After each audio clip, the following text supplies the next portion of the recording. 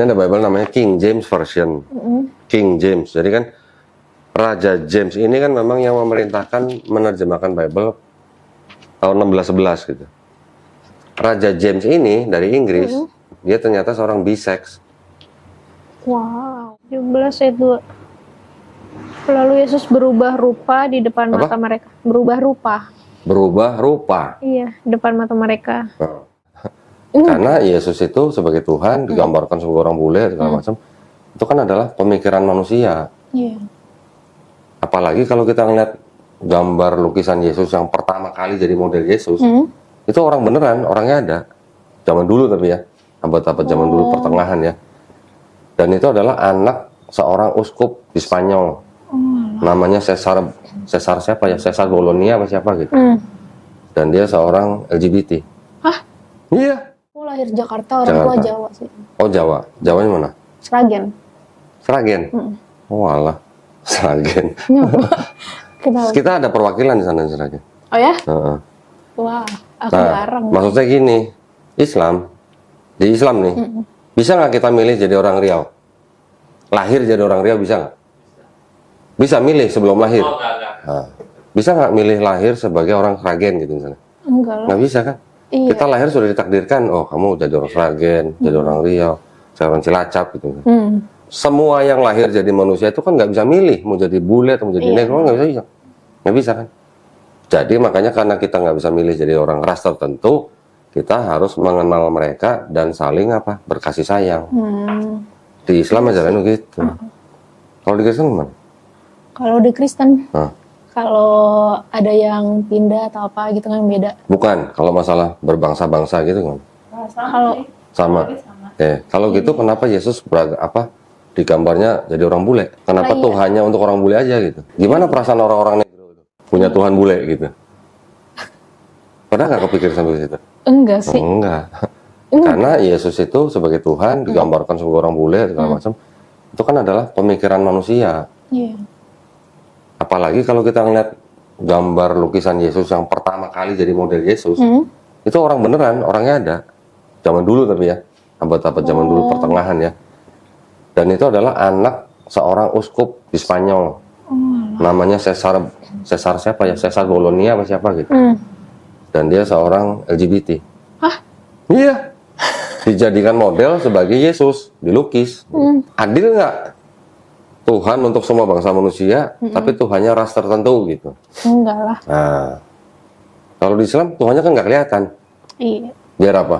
Biar adil. Biar yang buta juga bisa sama-sama nggak ngeliat gitu loh. Yang melek juga nggak ngeliat, yang buta juga nggak ngeliat. Kalau Tuhan bisa jadi manusia, adil nggak buat yang buta? Yang buta kan nggak bisa ngeliat. Betul nggak? Iya betul. Nah gitu. Iya sih. Kalau di Islam juga kan kalau ada ilustrasi Nabi juga kan nggak ada mukanya. Nggak ada. Nggak digambarkan mukanya. Kenapa nggak digambarkan mukanya? Kenapa? Kenapa Nabi Muhammad SAW sampai sekarang nggak ada lukisannya? Iya. Kenapa? Supaya nggak disembah sama orang. Karena kalau ada lukisannya, ada patungnya, lama-lama orang pasti nyembah.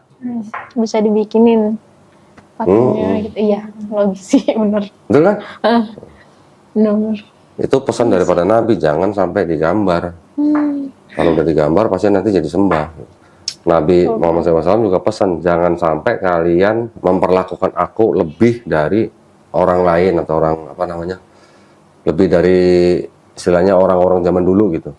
Yang akhirnya karena mungkin kemampuan dia dan segala macam mempunyai kelebihan di atas manusia yang lain, akhirnya dituhankan.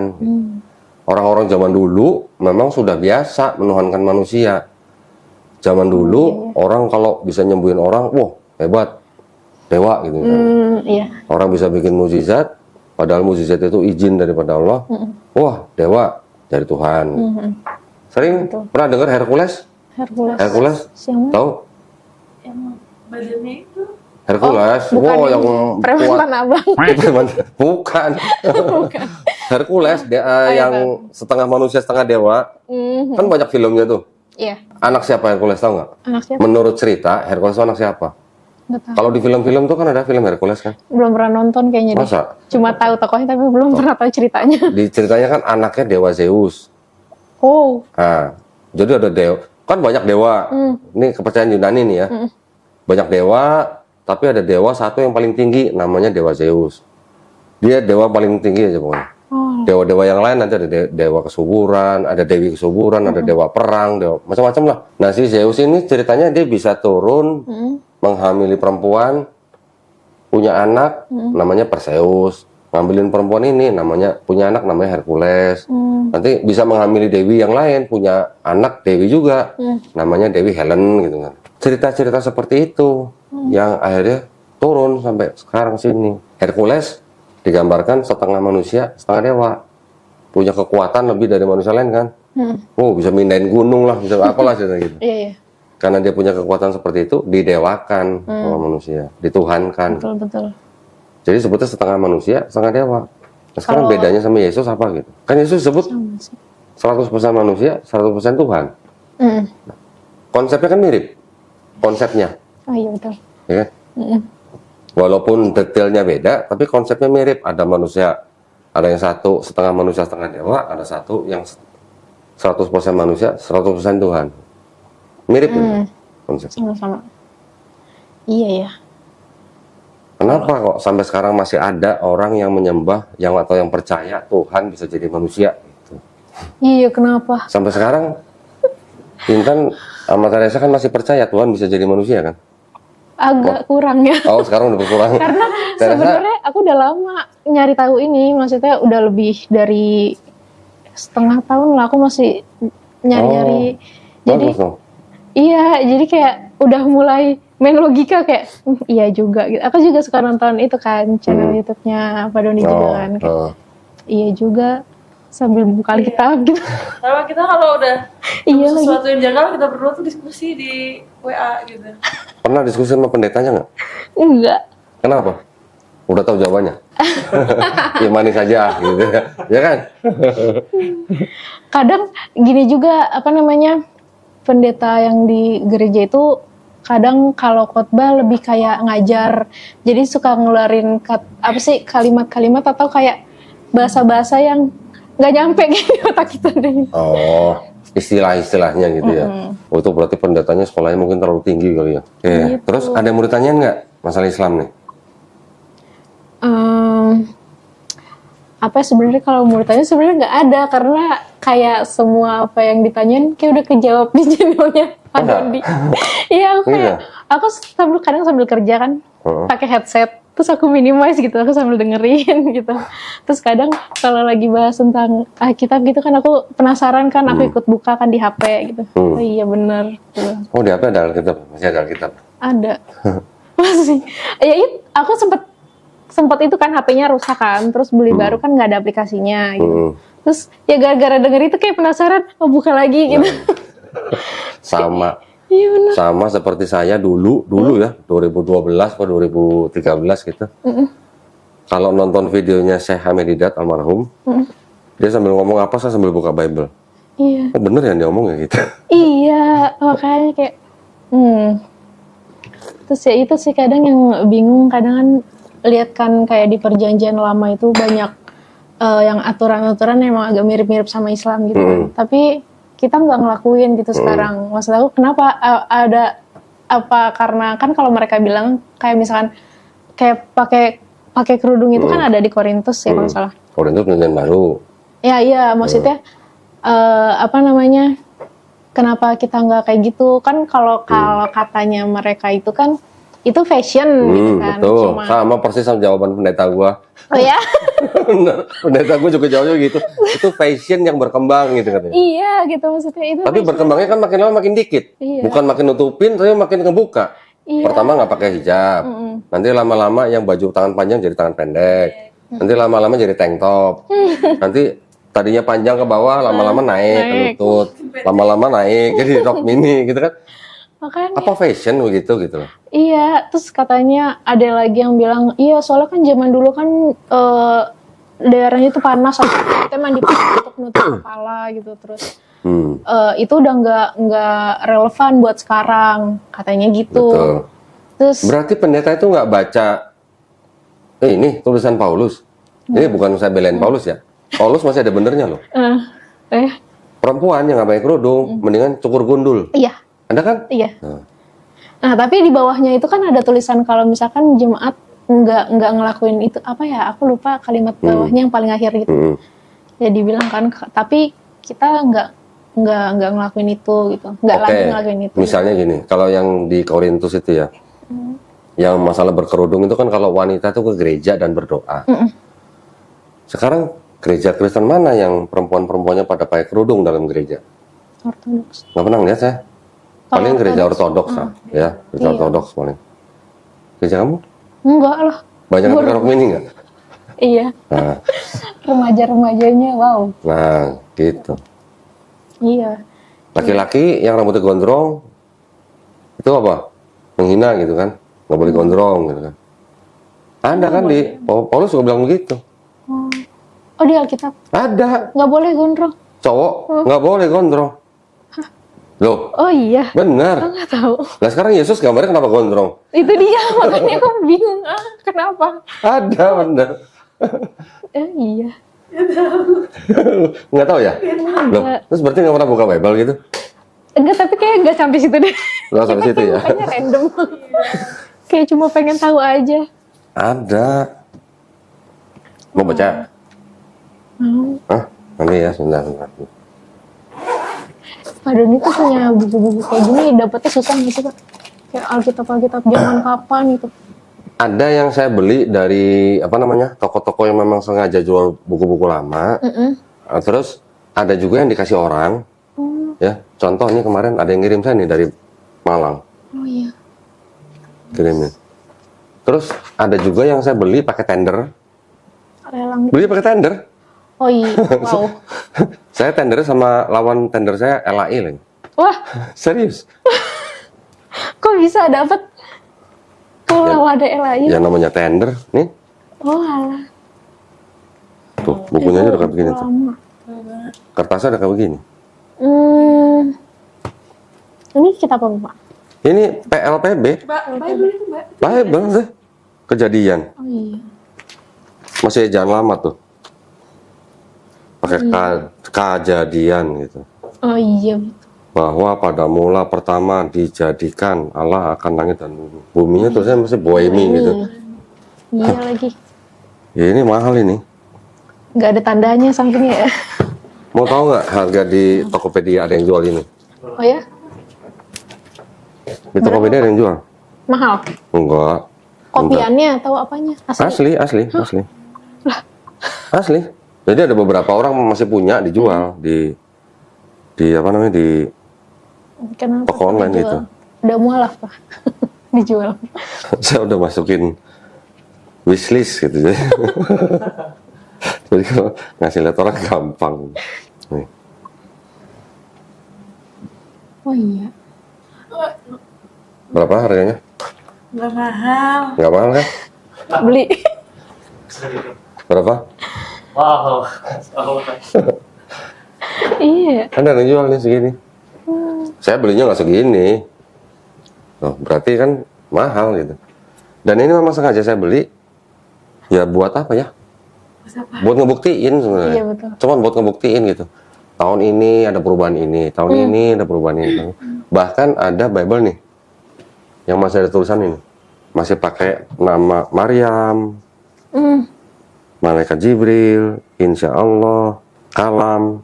Kalam. Iya, Oh ya, di Bible Firman. juga sempat, maksudnya ada tulisan insya Allah gitu. ada. Belum pernah baca? Nggak pernah tahu. Tuh. Kasih lihat nih. Bahkan ada tulisan Assalamualaikum. Mau beli nggak? Berarti taunya cuma terjemahan baru ya? Iya. Nih, yang di garis bawah ini. Ih, iya insya Allah. Apa tulisannya? Seharusnya kamu berkata insya Allah. Insya Allah kami akan hidup dan akan berbuat begini atau begitu. Ih, ada loh. Ya apa? Yakub. Yakobus. Yakub itu Yakobus. Oh Yakobus. Nah, ini Alkitab apa Pak? Nah, itu namanya Kitab Suci Injil terbitan LAI juga. LAI ya. Oh, LAI kan, Bible-nya kan namanya kan TB kan? iya, TB. Udah punya TB2 belum? Kan nggak nerusin. Apa? Ada kan? Nanti ada lagi assalamualaikum. Iya, kita kalau di gereja pun biasanya pakai yang TB doang. Enggak yang Nih, lain-lain. ini yang tadi nih ada tulisan assalamualaikum.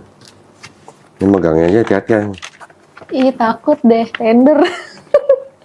Buku mahal. Nih, masih pakai Isa Al-Masih tuh. Ya. Hah?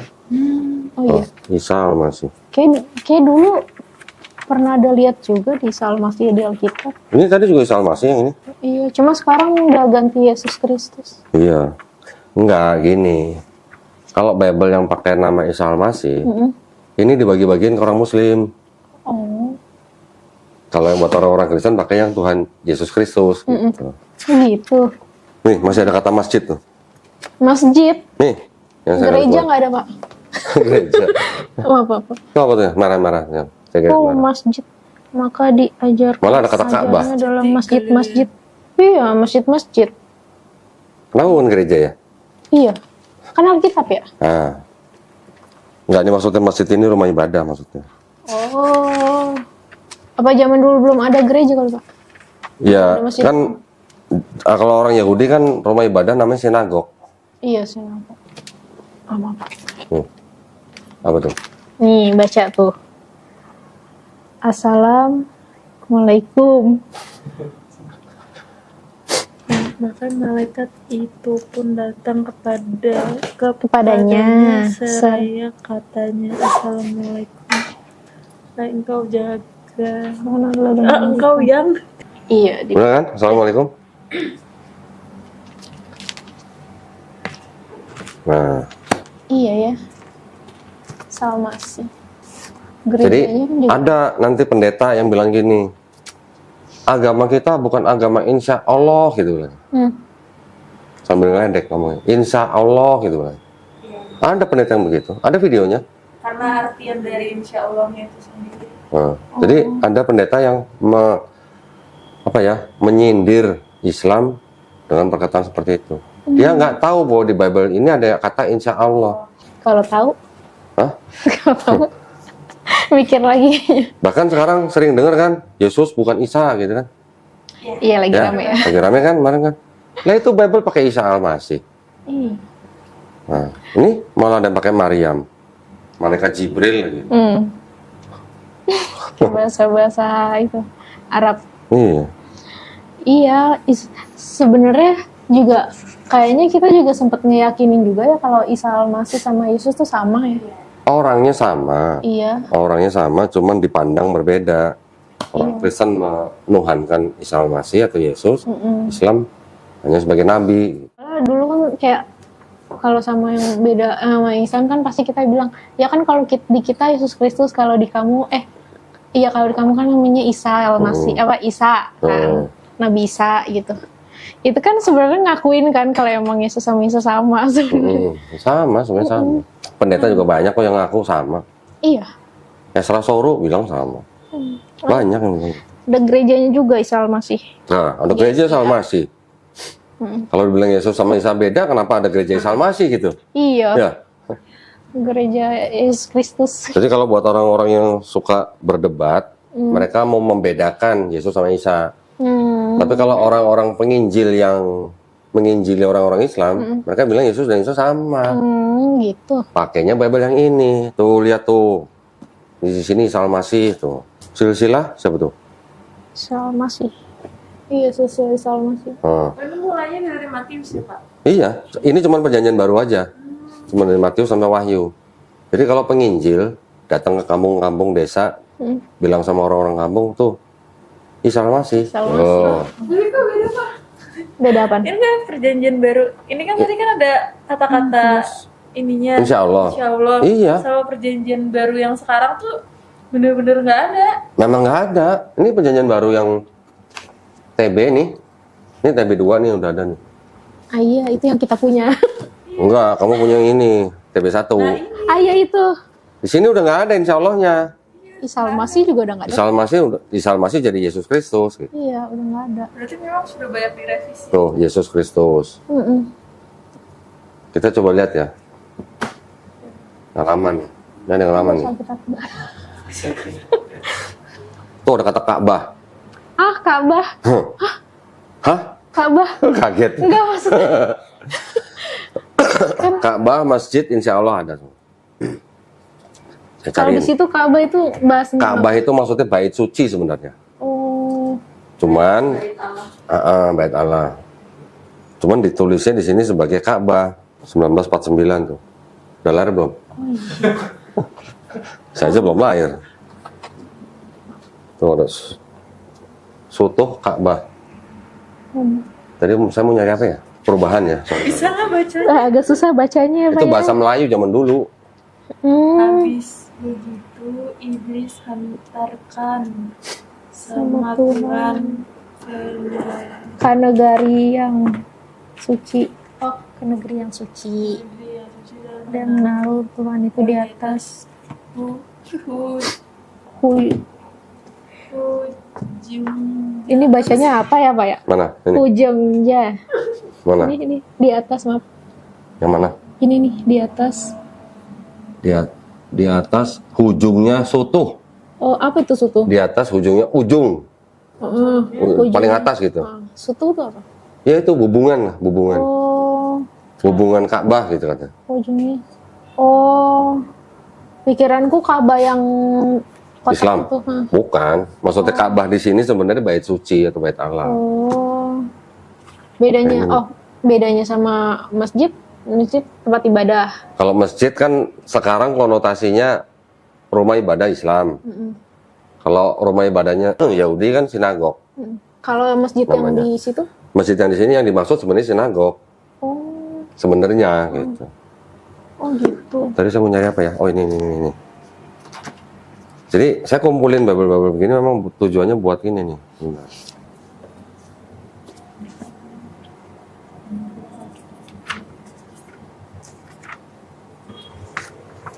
Nih ya, ini babel lama nih. Imamat 11 ayat 7. Mana 7? Muhammad 11 ayat 7. Ya. Dan juga apa? Dan lagi babi. Nah, babi. Karena sungguh pun Babi doang ya tulisannya ya. iya. Coba Iya ya. baca lagi. Dan lagi babi karena sungguh pun kukunya terbelah dua, yaitu bersiratan kukunya. Tetapi ia tiada memamah biak, maka haramlah ia kepadamu. Sekarang baca yang ini. Tiada Yang baru nih. memamah biak. Itu nih garis kuningnya kan kuning. Ini. Ya. Demikian juga babi hutan, karena memang berkuku belah, yaitu kukunya bersela panjang, tetapi tidak memamah biak. Haram itu bagimu. Tanya Mas Arif tuh yang dari Duri tuh. Babi sama babi hutan sama nggak gitu? Sama nggak? Hah? Hah? Babi Sama babi hutan Sama. sama? Masa? Nggak pernah ngeliat babi hutan berarti? Nggak pernah ke gunung. Hah? Bentuknya. Iya. Hewannya. Beda kan? Nah, Kalau babi hutan kita sebutnya apa? Celeng ya? iya, kalau di sana ini Ada taringnya kan? ya, ada taringnya. Kalau babi doang seperti apa? Kan nggak ada taringnya, yang warnanya pink gitu kan? Oh iya, Oh iya. Beda kan? beda-beda. Yang di sini babi doang, babi. Oh. Yang di sini babi hutan. Oh, paham. Paham? Nah. Jadi kalau di sini dulu babi nggak boleh dimakan, haram. Di sini boleh. Orang mikirnya apa? Babi ternak dong, Iya. nggak boleh dimakan. Di sini berubah jadi babi hutan. Berarti yang nggak boleh dimakan babi hutan, babi ternak boleh. Ya, bisa. Tuh. Oh iya. Makan babi? Oh dulu. Beda kan, jelas kan? Iya. Itu bukti. Saya jadi punya bukti nih, bukti otentik nih. Ada perubahan gitu lah. Bisa gitu. Iya ya. Kalau di sini babi hutan nggak boleh. Di situ babi hutan, babi ternak Boleh. berarti boleh karena di sini tulisnya babi hutan. Karena di situ mencakup semua babi. Nah kalau di sini semua babi. Oh. Di sini babi hutan. Oh, kan babi Oh ya. iya babi hutan. Iya makannya kemarin. Ketawa. Iya haram lagi udah ketelan. Ini kan LAI-TB, ini LAI-TB 2 nih. Ini aja dari sini ke sini bisa berubah. Oh ya? Yang berubah apa, Pak? Oh, dari sini. Coba buka Yohanes 4:19. Yohanes. Cepet dong. Serius nggak tahu Yohanes di mana? Tahu lah. Waduh, Yohanes 4. jangan jadi pekerja Ayah. gereja kalau nggak tahu. Yohanes Yohanes 4 ayat 2. Nah, coba baca. Yohanes 4 Ayat 2. ayat, enggak, ayat 19. Ayat 19. Kata perempuan itu kepadanya, Tuhan nyata sekarang padaku bahwa engkau seorang nabi. Tuhan. Nabi. Tuhan. Tuhan ya. Nih, sekarang Iya, jadi apa? Tuhan. Tapi nabi. Iya, Tuhan kok bisa jadi nabi ya? Tuhan nyata sekarang padaku bahwa engkau seorang... Hah? Dari tadi suruh baca Bible, hahaha mulu nih. Hah? Hah? Tadi yang merah mana tuh? Yang merah tuh. Nah, Di sini Tuhan. nah, Di sini Tuhan. nah. Hanya hilang. Hilang. Nah, kalau di sini apa nih? Nih. Ini di sini apa? Tuhan sama Tuhan tuh beda konsep. Iya memang. Ya Tuhan. Tentunya engkau adalah seorang nabi. Tuhan juga. Enggak. Tuhan kan? Iya. Kenapa tiba-tiba Tuhan?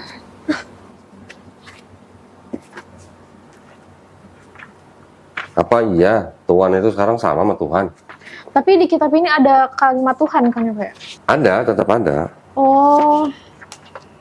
Berarti emang beda Tuhan sama Tuhan kan? Dulu sama, dulu. Oh. Sekarang beda. Sekarangnya apa? 19. Itu perempuan berkata, Tuan, saja rasa Tuhan kan? engkau nabi. Iya, Tuan. Tuan, kebanyakan Tuan. Iya, nanti kalau nggak salah ada yang junjungan. Nah, Kenapa berubah jadi Tuhan? nih, gampang nih Bahasa yang Inggris. garis merah tuh.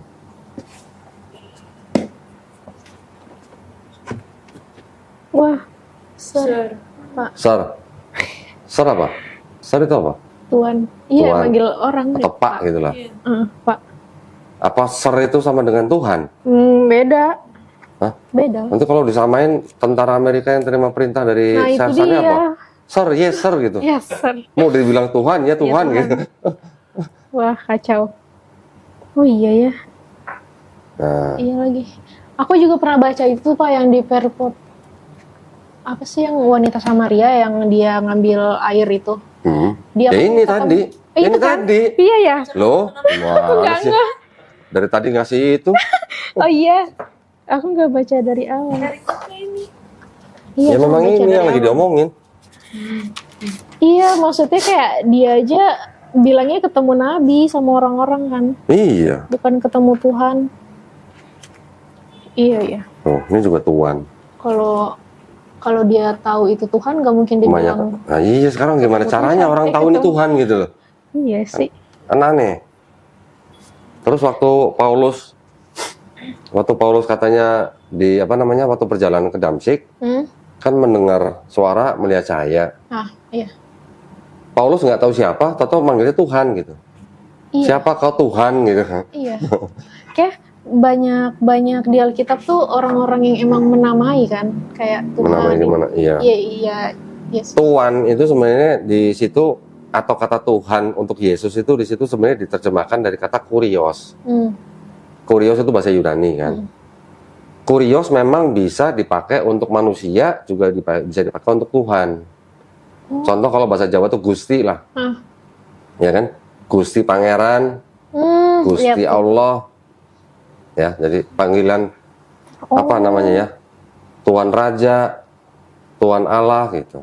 Kalau di bahasa di orang Inggris zaman dulu, kalau seorang tuan tanah nih punya tanah banyak, dia bisa disebut Lord. Nah, misalnya Lord Arif misalnya, karena dia punya tanah banyak gitu. Kalau kita ketemu raja, kita manggil raja itu dengan sebutan Lord King gitu, Tuan Raja.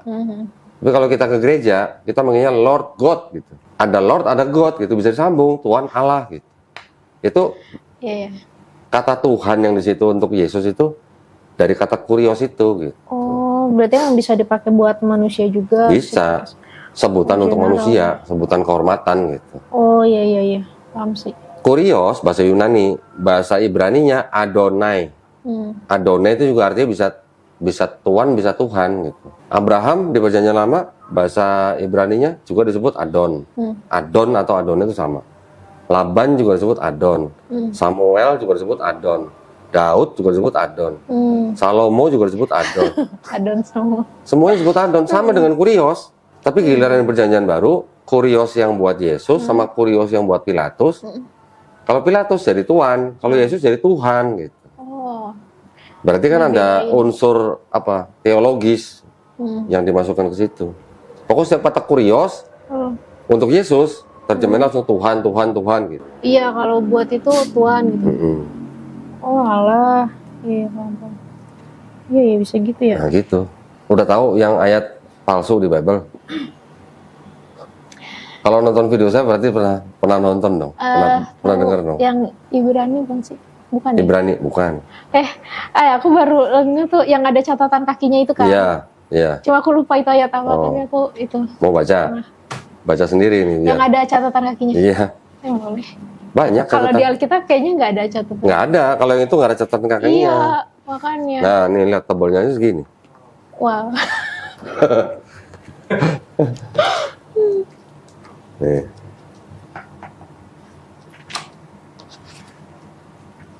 Apa? Nih yang ini, ayat 7 nih, ayat 7. Ayat 7. Sebab ada 3. Ini yang dibahas keluar-keluar nih. Sebab ada 3 yang memberi kesaksian di Yang dalam kenceng dong bacanya. Sebab ada 3 yang memberi kesaksian di dalam surga, Bapa, Firman, dan Roh Kudus. Dan ketiganya adalah satu. Terus sampai kata di bumi. Dan ada 3 yang memberi kesaksian di bumi. Nah, terus ya catatan kakinya nih. Oh, ini ya ayat 7 sampai 8. Ayat 7 sampai 8 tuh. Coba baca. Dalam surga di bumi. Bagian ayat ini tidak terdapat dalam naskah Yunani yang paling tua, dan tidak pula dalam terjemahan-terjemahan kuno, bahkan tidak dalam naskah-naskah paling baik dari Vulgata. Bagian ini kiranya aslinya sebuah catatan di pinggir halaman salah satu naskah terjemahan Latin, yang kemudian disisipkan ke dalam naskah-naskah oleh penyalin, dan akhirnya bahkan disisipkan ke dalam beberapa naskah Yunani. Karenanya bagian ini pasti tidak asli. Apa? Nggak asli. Tidak asli apa tuh? Palsu. Situ yang ngomong, bukan saya loh. Enggak. Iya sih benar. Nah, situ ngomong palsu, bukan saya. Nggak asli. Emang nggak asli itu saja. Iya, ini bahas tentang Allah Tritunggal ya, Pak? Ya. Nggak asli. Ini yang dianggap sebagai satu-satunya bukti ada ajaran Tritunggal di dalam Bible. Tapi nggak asli. Ternyata tidak asli. Tidak asli apa tadi? Palsu. Ngomong palsunya takut-takut. Iya.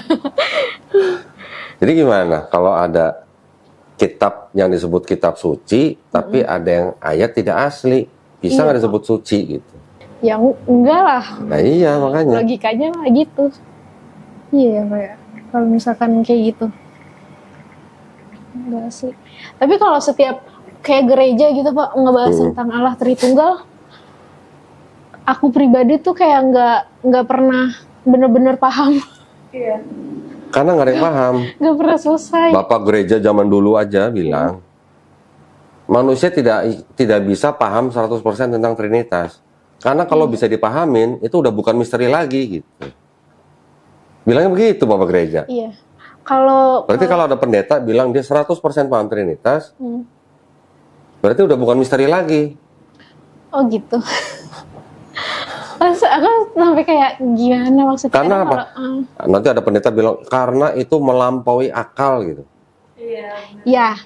Iya, katanya Tuhan itu kan nggak bisa dipahamin lah. Oke, kita manusia ciptaan, kita tidak bisa mencapai atau menggapai apa ya kodratnya Tuhan seperti apa. Makanya pendeta bilang karena itu melampaui akal.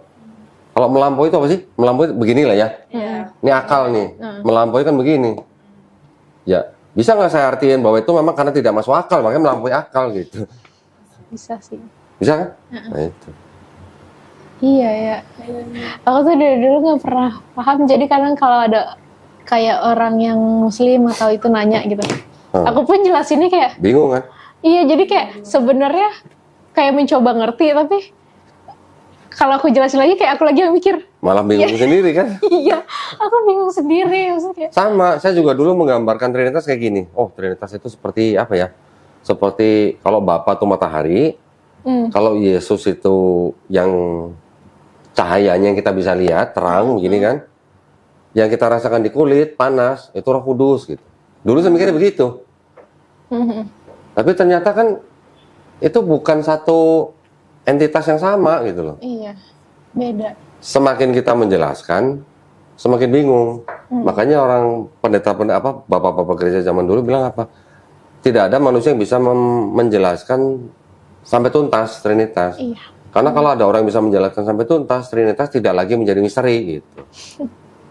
Karena Trinitas itu memang dianggap sebagai misteri gitu.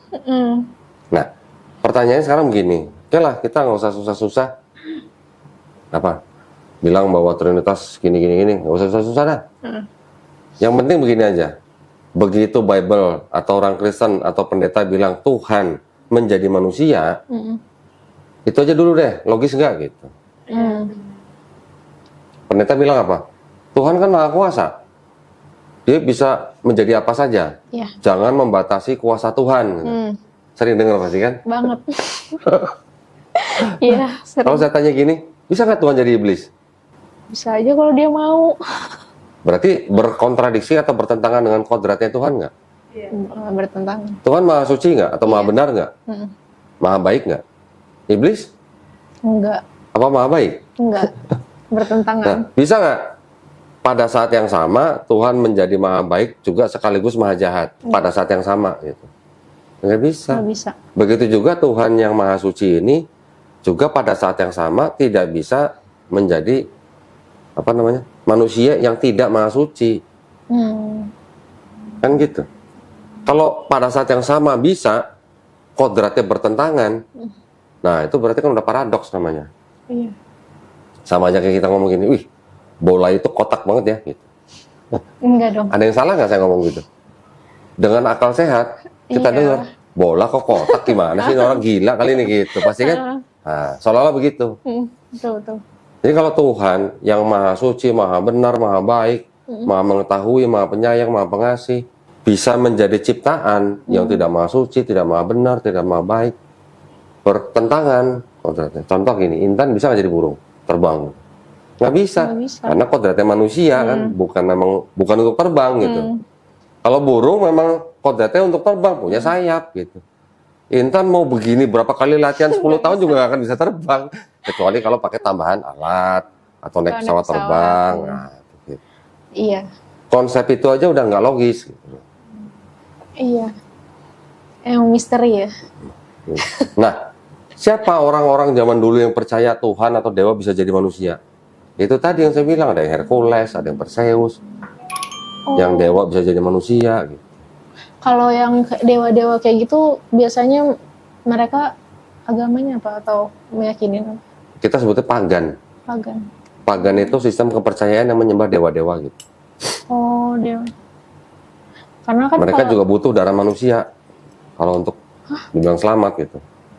Memang konsepnya apa ya, mirip-mirip, ada yang ambil sini, ada yang ambil sini, ada yang ambil sini gitu. Tapi intinya pagan. Karena dia percaya dewa bisa jadi manusia. Nanti ada lagi pagan yang ini dia percaya untuk dibebaskan dari dosa, dia butuh darah manusia gitu. Atau dia butuh mengorbankan manusia. Sering dengar atau baca atau nonton film yang mengorbankan manusia supaya selamat. apa itu tumbal? Iya, kayak tumbal gitu. Suku yang di pedalaman di apa? Aztec atau apa tuh di Amerika tuh? Di Amerika Selatan. Itu ada kayak upacara tumbal yang dikorbanin manusia, disembelih. Kanibal kan? Oh, bukan. Kalau kanibal kan makan daging manusia. Oh, Ini mempersembahkan manusia. wow. Belum lagi nanti Viking, bangsa Viking. Itu kalau satu desa misalnya, nah bencana gitu. Mereka apa? Kan bikin kayak ritual gitu kan supaya selamat, supaya nggak kena bencana lagi. Dikorbankan manusia. Yang dikorbankan manusia ini, dia seneng. Malah dia seneng dikorbankan. Oh, Kenapa? Karena dia merasa begitu dia mati menjadi korban, dia langsung masuk Valhalla kan dia bilangnya. Valhalla tuh surganya. Mereka bilangnya surga. Nanti langsung minum sama Dewa Odin, sama Dewa Thor gitu. Kepercayaan itu yang diteruskan oleh Kristen. Ada Tuhan bisa jadi manusia, ada penebusan dosa pakai darah manusia, pakai darah Yesus. Padahal di dalam Bible-nya Kristen kan ada perjanjian lama, perjanjian baru. Di perjanjian lama, ada nggak cerita Tuhan jadi manusia? Nggak ada. Nggak ada. Ada nggak cerita menebus dosa dengan darah manusia? Nggak ada juga. Masih pakai itu kan, Hewan. Nah, korban bakaran. nah iya, korban bakaran hewan kan, bukan manusia loh. Nggak ada manusia. Di perjanjian lama, lo kalau mau selamat ngapain? Bertobat. Basuhlah, bersihkanlah dirimu. Jauhkanlah perbuatan-perbuatan jahatmu dari depan mataku. Yesaya nih. Berhentilah berbuat jahat. Belajarlah berbuat baik. Usahakanlah keadilan. Kendalikan orang-orang kejam. Belalah hak anak-anak yatim. Perjuangkan perkara janda-janda. Baiklah, mari kita berperkara. Firman Tuhan tulis. Jikalau dosamu merah seperti kirmizi, akan putih seperti salju. Pernah dengar dong? Oh, sering pasti. Jikalau dosamu merah seperti kain kesumba, akan putih seperti bulu domba. Nah, artinya apa? Perlu nggak ada orang yang harus mati di atas kayu salib? Kalau bilang begitu. Enggak. Jikalau dosamu merah seperti kirmizi, akan putih seperti salju. Artinya kan diampunin semua dosanya. Kalau apa? Kalau bertobat. Kan di atas bilangnya basuhlah. Judulnya itu bertobat gitu. Berhenti berbuat jahat, belajar berbuat baik, membela hak anak yatim, perkara janda-janda. Walaupun dosamu merah seperti kirmizi, artinya dosa yang udah maksimal, bisa putih seperti salju. Berarti perlu nggak darah manusia untuk menebus dosa? Nggak perlu sebenarnya. Itu di perjanjian lama. Tiba-tiba di perjanjian baru, nggak bisa selamat kalau nggak ada darah Yesus tertumpah di atas kayu salib. Kan gitu? Nah, ajaran siapa tuh? Ajaran Yesus bukan? Yang mana yang harus percaya Yesus sebagai Tuhan dan Juru Selamat karena dia mati di atas kayu salib untuk menebus dosa manusia. Itu ajaran Yesus bukan? bukan ya? Ajaran Paulus. Bukan. Kira-kira? Kayaknya. Memang ada tulisan di Markus 10:45 bahwa Yesus akan disalibkan untuk menjadi tebusan banyak orang. Iya. Tebusan banyak orang. Berarti bukan semua orang dong. Cuman banyak orang aja. Bukan semua. Tetapi ternyata ayat itu bukan asli perkataan Yesus. Ini menurut buku ini, Five Gospel, itu ciptaan Markus. Markus yang bilang. Ciptaan penulis kitab Markus ya, ciptaan. Jadi itu bukan perkataan Yesus. Iya. Nah, yang bilang nanti Kristen harus percaya Yesus Tuhan dan Juru Selamat karena Yesus sudah mati di atas kayu salib untuk menebus dosa manusia, kan Paulus. Iya. Ada dosa waris. Pernah dengar kan? Dosa waris. Dosa waris pernah dengar dong? Dosa yang dilakukan oleh Adam dan Hawa menjalar kepada seluruh anak manusia. Iya. Sehingga manusia tidak bisa menyelamatkan dirinya sendiri, harus diselamatkan oleh Tuhan yang turun sendiri jadi Yesus. Gue kayak pendeta ya? Iya, kayak lagi ibadah gereja. Nah itu kan ajaran Paulus. Iya. Yesus sendiri di Matius 18 ayat 3 kalau nggak. Coba baca. Matius 18 ayat 3 coba. Saya senang kalau ngomong sama orang Kristen cepat buka Bible-nya. Matius berapa, Pak? 18. 18 ayat 3. 3. Lalu aku berkata kepadamu, sesungguhnya jika kamu tidak bertobat dan menjadi seperti anak kecil ini, kamu tidak akan masuk ke dalam kerajaan surga. Tuh, masuk kerajaan surga. Kalau tidak apa? Tidak menjadi seperti anak kecil ini. Sebelumnya apa tadi? Ada kata-kata apa? Aku berkata kepadamu, sesungguhnya jika kamu tidak bertobat. Nah, jika kamu tidak bertobat dan menjadi seperti anak kecil ini, kamu tidak akan masuk ke dalam kerajaan surga. Kalimatnya begitu. Berarti Yesus perlu nggak mati di atas kayu salib? Nggak perlu. Cukup bertobat kan? Iya. Terus kalau misalkan kayak Tuhan udah disalib gitu, ditebus dosa-dosa kita, harusnya nggak ada itu di gereja dong. Nggak ada apa? Pengakuan dosa, bertobat, kan ada juga. Katolik kali ya? Iya. Iya. Kalau di Kristen apa sih yang ibadah-ibadah kayak KKR gitu tuh, Pak? Oh, kebangunan rohani. Iya, tapi ada yang kayak buat bersihin gitu. Semacam rukiahnya orang Kristen lah. Rukiahnya orang Islam. Ya sebenarnya gitu. Apa prinsipnya di dalam Kristen kan dosa kamu mau sebesar apapun itu akan hilang dengan matinya Yesus di atas kayu salib. Percaya Yesus sebagai Tuhan dan Juru Selamat gitu kan. Mau dosanya sebesar apapun lah. Iya. Tapi pertanyaannya kira-kira doang nih, cuman mereka-reka doang. Hitler kira-kira masuk surga nggak? Hitler. Tahu Hitler kan? Wah, Kira-kira masuk surga, masuk neraka gitu. Kira-kira gitu. kalau ngelihat pemerintahan ini. Kalau ngelihat apa kejahatannya Hitler, ngebunuh berapa orang? Banyak kan. 6 juta orang Yahudi dibunuh sama itu. Holocaust kan. Dan Hitler Kristen. Hitler percaya Yesus Tuhan dan Juru Selamat. Kira-kira Hitler masuk surga, masuk neraka? Enggak lah, enggak masuk surga. Kira-kira aja gitu. Iya. Kalau masuk surga, kayaknya kok nggak adil amat gitu ya Tuhan ya. Bunuh 6 juta orang masuk surga kan kira-kira gimana sih? Iya. Nah, Iya betul. Itu maksudnya. Kalau di gereja pun sampai sekarang pun pendeta kan pasti kan bilang habis habis pengakuan dosa kan pasti ujung-ujung kayak ya suruh bertobat gitu. iya. Ya ujung-ujungnya situ juga. Iya oke, suruh bertobat oke, tidak membuat kejahatan. Iya maksudnya udah bilangnya kan udah ditebus sama Yesus. Tapi Yang bilang ditebus sama Yesus itu loh yang nggak sama dengan ajaran Yesus gitu loh. Kalau yang tadi Matius 18 ayat 3, di sini ditulisnya apa ya? Sebentar ya.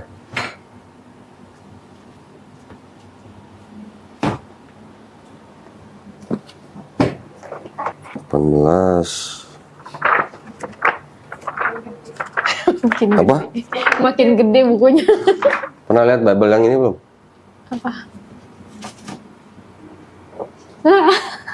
Aku penasaran lagi. Ini kalau penasaran pegang aja. Iya. The Queen James. Ada Bible buat LGBT ada. Wow. Tinggal dari itu kan. Begitu ngeliat pelangi langsung ya. Padahal pelangi indah. Pantesan teman-teman apa aku yang dari gitu kan ada tuh. Pada mau pindah ke Kristen. Apa pada pindah ke Kristen? Dia mau pindah ke Kristen. Karena boleh. Iya. Ini Yohanes. Tapi ini isinya beda sama Alkitab tuh. Sama, sebenarnya sama. Itu sebenarnya Bible ini King James Version namanya. Ini ada Bible namanya King James Version. King James. Jadi kan Raja James ini kan memang yang memerintahkan menerjemahkan Bible tahun 1611 gitu. Raja James ini dari Inggris, dia ternyata seorang bisex. Wow. Sama teman-teman bisex dia, sama teman-teman gay-nya dia, teman-temannya nyebut dia bukan King James, Queen James gitu. Queen, iya di sini Queen. Makanya di sini namanya Queen. Queen Nah, James. itu.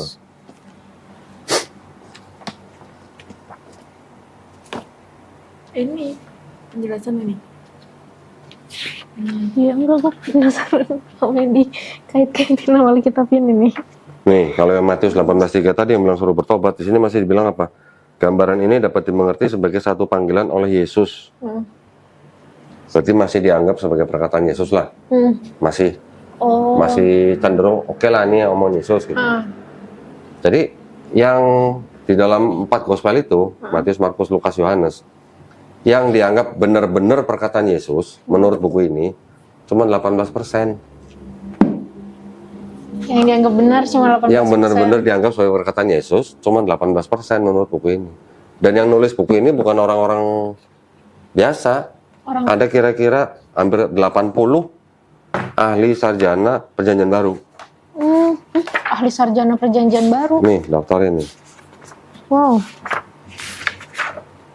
Nah, dari sini, ini banyak ya. semua gelarnya apa?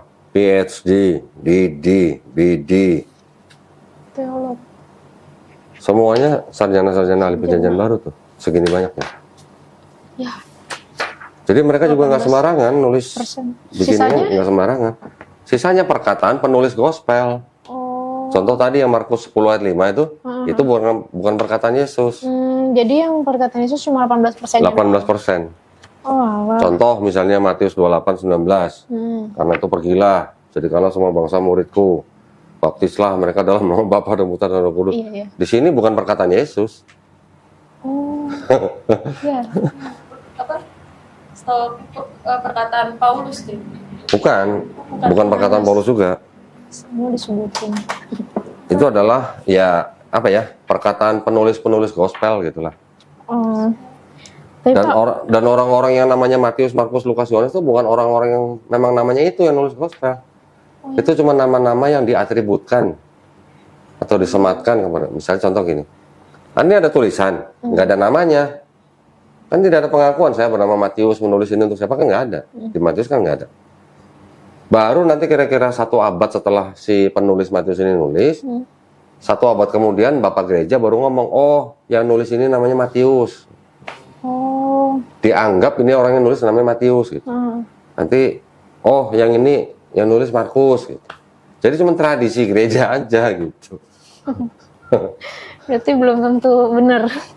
Memang nggak benar, orang nggak ada tulisan namanya Iya siapa. makanya. Cuma anggapan Cuma aja. tradisi atau anggapan. Kalau yang ini dia emang ada yang relate sama Alkitab gitu Pak maksudnya? Soal Dia kan- LGBT dia ada. Jadi di nyantumin ayat-ayat Alkitab di situ. yang apa? Apa ada nyantumin dia ayat-ayat Alkitab di situ? Loh memang ini ayat Alkitab. Ini semuanya ini dari Bible King James ini semuanya. Cuman ada beberapa ayat yang kata-katanya diganti. Supaya apa?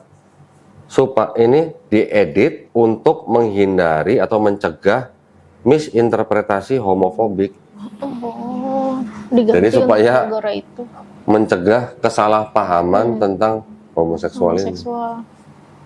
Oh gitu. Gimana dong? Makanya. Jadi minta dilegitimasi gitu.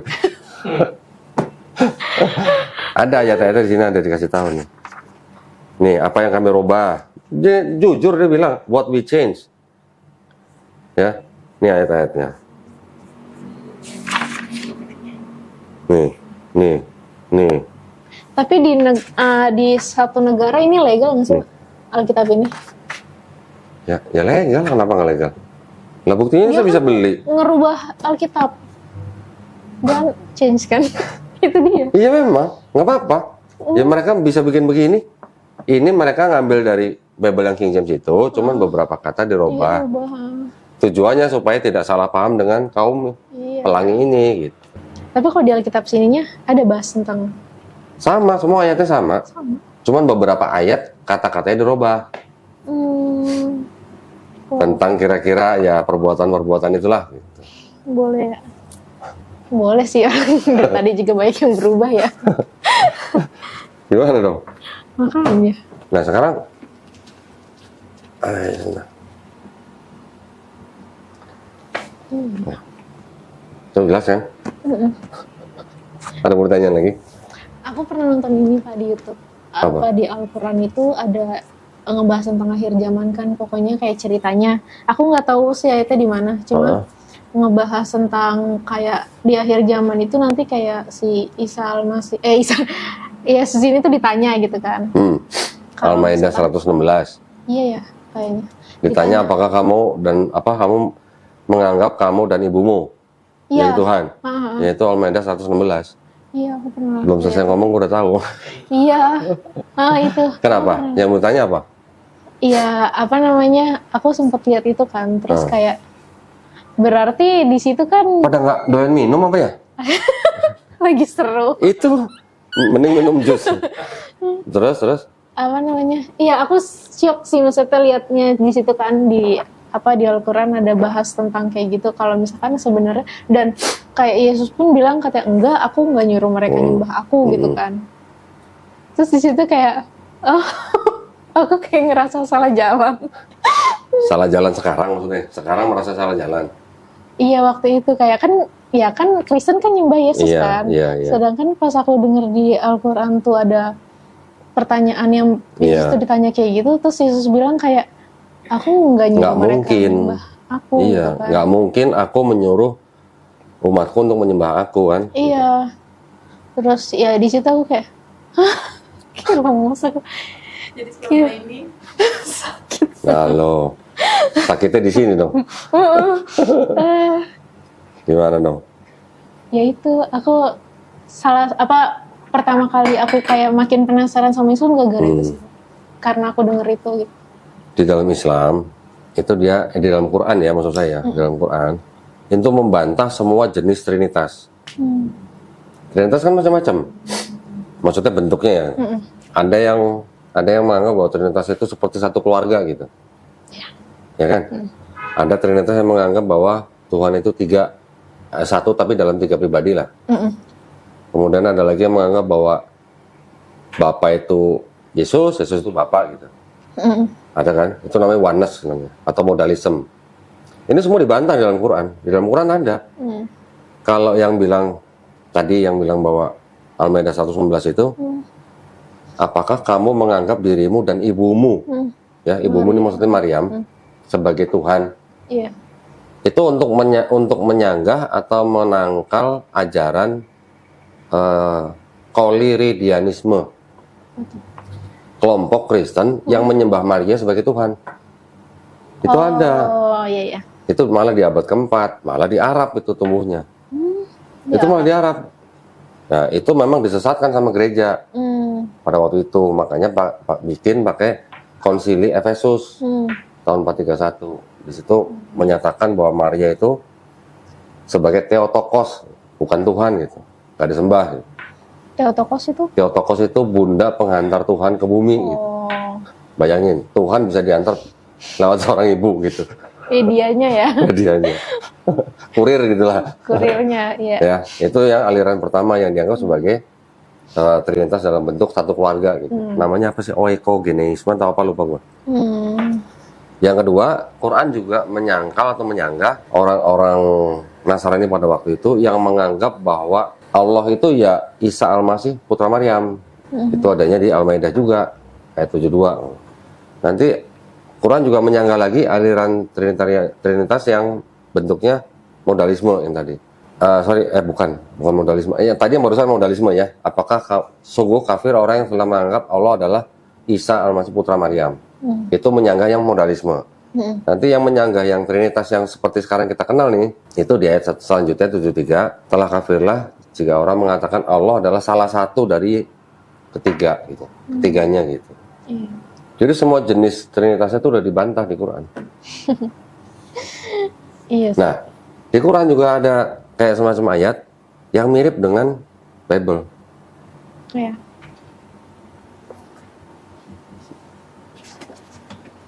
Nih, buka Yohanes 20:17. Yohanes 20 ayat 17. Udah? Dah. Coba baca. Kata Yesus kepadanya, janganlah kamu megang aku, sebab aku belum pergi kepada Bapa. Tetapi pergilah kepada saudara-saudaraku dan katakanlah kepada mereka bahwa sekarang aku akan pergi kepada Bapakku dan Bapamu, kepada Allahku dan Allahmu. Berarti kalau baca begitu, kira-kira Yesus punya Tuhan nggak kira? Punya. Tuhanku dan Tuhanmu kan berarti kan? Iya. Allahku dan Allahmu ya. Iya. Berarti Yesus punya Tuhan nggak? Punya. Itu Tuhan punya Tuhan gitu? Atau gimana? Kalau kata orang Kristen mah, kan Yesus Tuhan. Lah iya, Yesus Tuhan kan orang Kristennya. Di situ bilangnya apa? Pergilah kepada saudaramu, katakan bahwa aku akan pergi kepada Bapakku dan Bapamu, Tuhanku dan Tuhanmu, atau Allahku dan Allahmu. Berarti Yesus sebagai Tuhan punya Tuhan gitu. Iya. Kalau di sini sih gitu tulisannya. Nah, Tuhan Allahnya Yesus kan. ini Quran juga ada nih. Di Quran surat Maryam. Yang ini. Allah itu Mirip nggak? Tuhan. Iya. Ya kan? Tuhanku dan Tuhanmu. Jadi Tuhannya Yesus atau Isa sama dengan Tuhannya murid-muridnya atau saudaranya. Iya. Punya Tuhan yang sama gitu. Maksudnya kan gitu. Bener kan? Oh, iya. Tapi kalau misalkan kayak kalau yang pendeta-pendeta gitu kan mereka kan percaya Trinitas ya. Kalau mereka bilang iya kan Yesus kan manusia 100% gitu kan. Dia punya Bapa gitu. Ya. Tadi bilang Bapakku dan Bapamu, itu gimana?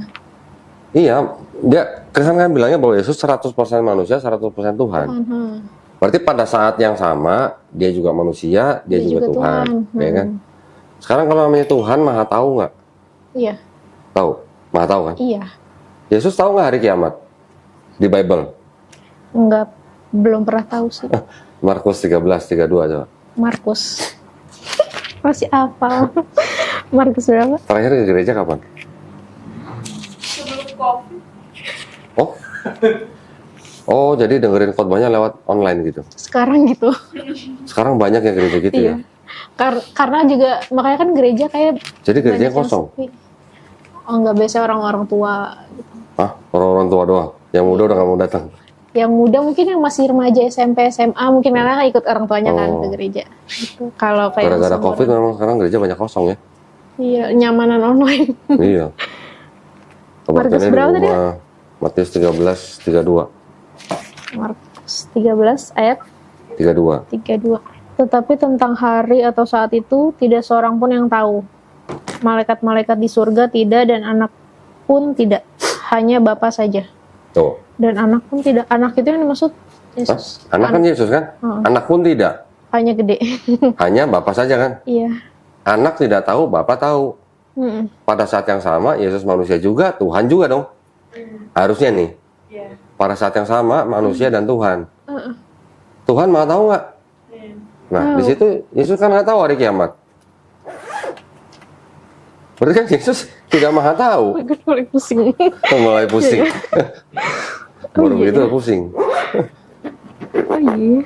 Betul nggak? Anak pun tidak, hanya Bapa saja. Nanti pendeta bilang, loh kan Yesus juga manusia. Yesus kan tidak maha tahu karena dia manusia juga. Loh iya, manusia juga, Tuhan juga. Iya. Kalau mau bilang Yesusnya tidak tahu karena dia manusia, ya jangan bilang sekaligus Tuhan gitu. Iya. Karena sekaligus Tuhan, berarti kan Tuhannya tahu, manusianya nggak tahu. Iya, gimana? Berarti sedang sandiwara gitu. Atau gimana? Jatuhnya pura-pura nggak tahu gitu, Pak. Nah, berarti kan bisa kita anggap itu sebenarnya tahu, Hmm. cuman nggak mau ngasih tahu. Berarti sandiwara dong kalau gitu. Iya, iya, iya. Iya ya. Sama kayak waktu Yesus mau disalib pun kan dia kan ketakutan juga kan. Iya. Kalau dari kitab. Iya. Terus kalau pendeta bilang kan ya itu kan sisi manusianya Nah, juga. selalu kalau yang lemah selalu bilang sisi manusia. Iya. Tapi pada saat yang sama, setiap detiknya kan dia selain manusia dia juga Tuhan. Gitu. Nah terus Tuhannya tuh ngapain kalau Nyembuhin orang sakit. nyembuhin orang sakit juga atas izin Tuhan kok. Hmm. Atas izin Tuhan. Terus bilangnya juga mengampuni. Karena kenapa Yesus Tuhan? Karena dia bisa mengampuni dosa manusia gitu kan bilangnya. Di situ selalu kan Yesus bilangnya apa? Dosamu telah diampuni. Mm-mm. Iya. Kalau bahasanya dosamu telah diampuni, Mm-mm. itu yang ngampuni Yesus atau Tuhan? Tuhan. Beda nggak kalimatnya begini? Dosamu telah diampuni sama aku mengampuni dosamu. Beda nggak? Beda. Beda. Yang di situ dikatakan kan apa? Dosamu telah diampuni. Siapa yang mengampuni? Oh iya, dia nggak nyebut dirinya ya. Nggak nyebut dirinya sendiri. Oke lah, kalau misalnya sekarang dianggap Yesus yang mengampuni ya. Anggap aja Yesus yang mengampuni nih. Yesus ngajarin doa Bapa kami kan? Iya. Nah, apa coba jawabnya? Bilangnya apa? Bapa. Ampunilah kesalahan kami Seperti kami mengampuni orang. Nah, kami juga bisa mengampuni manusia lain yang berdosa kepada kami. Heeh. Berarti manusia biasa juga bisa mengampuni dosa orang lain gitu. Hmm. Nggak mesti jadi Tuhan untuk mengampuni dosa orang gitu. Oh iya betul. Iya. Pendeta kan bilang Yesus Tuhan karena hanya Yesus yang mampu mengampuni dosa manusia. Pakai ayat itu tadi yang dosamu telah diampuni gitu. Nah di doa Bapa kami ngajarinnya apa? Ampunilah kesalahan kami seperti kami mengampuni orang-orang yang bersalah pada kami. Berarti kan murid-murid itu juga bisa mengampuni orang lain yang bersalah. Kita juga bisa kalau ngikut gitu kan. Iya iya. Iya sih Bro. Gitu. Iya Bro. Sekarang bilang Yesus Tuhan nih. Mm. Mati di atas kayu salib untuk menembus dosa manusia. Iya. Misinya kan itu berarti kalau orang Kristen bilang. Iya. Kalau Yesus Tuhan, sebelum Yesus turun ke bumi, Yesus tahu nggak dia bakal mati? Kira-kira Logikanya harusnya tahu. logikanya Iya, harusnya karena tahu. kan tuh. tujuannya itu. Karena tujuannya itu. Hmm. Kalau Yesus tahu dia turun ke bumi mau mati di atas kayu salib, boleh nggak saya bilang itu misi bunuh diri? Loh, Iya. boleh nggak? Eh, Karena dia memang datang untuk mati gitu loh. Mungkin motivasinya dia mau mengorbankan dirinya, menebus dosa manusia. Tapi tindakannya menghilangkan nyawanya sendiri, berarti itu tindakan bunuh diri bukan? Iya sih. Meskipun dia disalibnya gara-gara ada yang ngadu itu kan. Gara-gara Siapa? ada yang nggak Yohanes? suka. Yudas? Tapi sih bukan lo yang orang-orang yang salibin kemana? Sampai lupa. Siapa Coba. yang salibin? Kayak ada orang-orang yang nggak terima gitu loh kalau misalkan dibilang Yesus tuh kayak nabi palsu atau apa kan, terus disalibin. Maksudnya imam Yahudi? Iya, iya. Ya. Imam Yahudi kan menyerahkan Yesus ke Pontius Pilatus untuk diadili. Kemudian baru Pontius Pilatus menyuruh tentara Romawi untuk nyalib Yesus. Disalib kan nama Paulus bilang untuk menebus dosa manusia. Iya. Dengan matinya Yesus di atas kayu salib, maka dosa manusia ditebus. Berarti yang nyalib Yesus berjasa apa berdosa? Jawab dong. Yang nyalib Yesus berjasa apa berdosa? Tentara Romawi, Pontius Pilatus, Imam Yahudi. Imam Yahudi dapat Yesus dari siapa? Dari Yudas Iskariot. Anaknya dari muridnya itu. Yudas Iskariot. Yudas Iskariot, dia bisa berkhianat menyerahkan Yesus ke Imam Yahudi. Kenapa? Dibisikin iblis kan? Ada ayatnya. Berarti iblis berjasa berdosa. Coba Teresa pikir. Coba deh. Kalau iblis tidak membisiki Yudas, bakal ada penyalipan nggak? Nggak. Karena terjadi penyalipan gara-gara iblis membisiki Yudas, iblisnya berjasa atau berdosa? Ayo. Aku pernah nonton yang ini lagi. Masih bingung kan? Mikir. Itu logika doang, logika simpel sebenarnya. Iya. Gitu. Jadi ajaran yang bilang bahwa Yesus mati di atas kayu salib untuk menebus dosa manusia itu kan belakangan. Bahkan istilahnya kalau kita baca ceritanya, murid-murid Yesus kan pada lari waktu Yesus tangkap. Berarti murid-murid Yesus pada nggak tahu dong kalau Yesus mau disalib untuk menebus dosa manusia, kan murid-murid nggak ada yang tahu. Logikanya kan gitu. Makanya kan sampai saya nanya waktu itu ada ibu yang sadar aku sini. nonton. Nah, mau nolong Yesus nggak? Iya dong katanya. Iya, sebagai manusiawi, iya. Nah, karena cinta Yesus kebilangnya kan. Karena cinta Yesus maka nolong Yesus. Nah kalau ditolong nggak jadi ditebus dong dosanya. Seperti itulah, jadi banyak kejanggalan-kejanggalan yang dipaksakan gitu jadinya Iya. katanya. Di di gerejaku juga kan ada satu pembina juga kan bilang kan kan selama ini dari kita sekolah minggu sampai gede kan biasa kita diajarin kayak doanya sama Tuhan Yesus gitu, doa Tuhan Yesus gitu. Terus pas sudah agak gede ada pembimbing itu bilang kita tuh sebenarnya harusnya doa kepada Bapa karena Tuhan Yesus sendiri ngajarin kita doa kepada Bapa gitu. Terus aku kadang kayak adik-adik aku suka tanya, kamu kalau doa sama Bapa atau sama Yesus doanya? Aku suka nanya gitu. Terus kata sama Tuhan Yesus, nggak boleh tahu kita kan Tuhan Yesus aja ngajarin kita doa sama Bapak, aku bilang gitu kan. Benar. Iya, terus mereka kayak senyum-senyum aja gitu. Aku belum lama kan juga kan ke gereja kan, karena aku sering nyari tahu tentang Islam gitu kan nih. Aku kayak penasaran gitu, sekarang khotbah di gereja gimana ya? Terus gimana? Terakhir waktu dengar khotbah di gereja gimana? Nggak masuk sih, aku nggak ngerti apa karena emang iman aku udah geser atau gimana, jadi khotbah di gereja pun kayak aku dengerin tapi kayaknya enggak deh gitu, karena aku lupa bahas apa, tapi dia di gereja tuh sempat bahas tentang kita itu harus ikut dalam penderitaan Tuhan juga, harus seperti Tuhan gitu. Mikul salib. Iya kayak gitu-gitu. Terus ya dalam hatiku kalau misalkan kayak gitu ya ujung-ujungnya kita kan nanggung dosa sendiri-sendiri. Emang. Nah itu kan tadi bilang apa? Yesus bilang apa? Jika tidak bertobat dan menjadi seperti anak kecil ini, kamu tidak akan masuk ke kerajaan surga. Bertobat, cuman bertobat. Iya. Terus dibilang yang bisa nebus ya cuma manusia yang suci gitu, yang apa? Yang manusia yang nggak berdosa gitu, yang suci ya kan. Yesus kan manusia juga kan, tapi kan nggak dosa, makanya dia layak buat jadi. Tahu nggak kalau baptis itu tujuannya apa di Bible? Tujuannya? Kenapa orang dibaptis itu apa tujuannya? Untuk mensucikan dari dosa kan? Iya. Betul nggak? Nah kalau Yesus nggak berdosa ngapain dia dibaptis? Iya. Bener nggak? Apa lagi nih? Iya. Logika aja. Baptis untuk mensucikan dosa. Iya, kita semua Yohanes juga Pembaptis kan bilang, baptislah dirimu supaya kamu diampuni dosanya. Nah kalau Yesus nggak berdosa, ngapain Yesus baptis gitu loh? Iya. Dan pendetaku kan juga mengakui kalau manusia ini nggak ada yang nggak berdosa, semua berdosa. Semua berdosa, iya. Tapi bilang Yesus nggak dosa, gimana tuh? Iya, bilangnya kan gitu. Ya sekarang kita balikin. Kalau memang Yesus nggak berdosa, buat apa dibaptis? Gitu. Iya. Karena baptis di Bible dibilangnya untuk menyucikan dosa. Menyucikan diri, iya. Ada yang lucu kan gitu jadinya kan. Iya. Nggak sinkron. Nah, terus gini lagi. Kalau memang Yesus datang ke bumi untuk menebus dosa manusia, buat apa harus ada drama-drama gitu?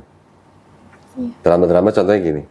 Sebelum Yesus tangkap, Yesus nyuruh murid-muridnya jual jubah, beli apa? Beli, aku nggak tahu lagi yang itu. Belum Nggak tahu? belum pernah tahu. Loh, gimana sih di Bible ada? Jual jubah, beli pedang. Sebelum ditangkap, sebelum Yesus ngumpet di Taman Getsemani, Untuk beli pedang buat apa kira-kira? Apa buat motong bawang? Kan nggak Nggak mungkin. dong. Pasti kan buat berjaga-jaga. Iya. Oh, iya.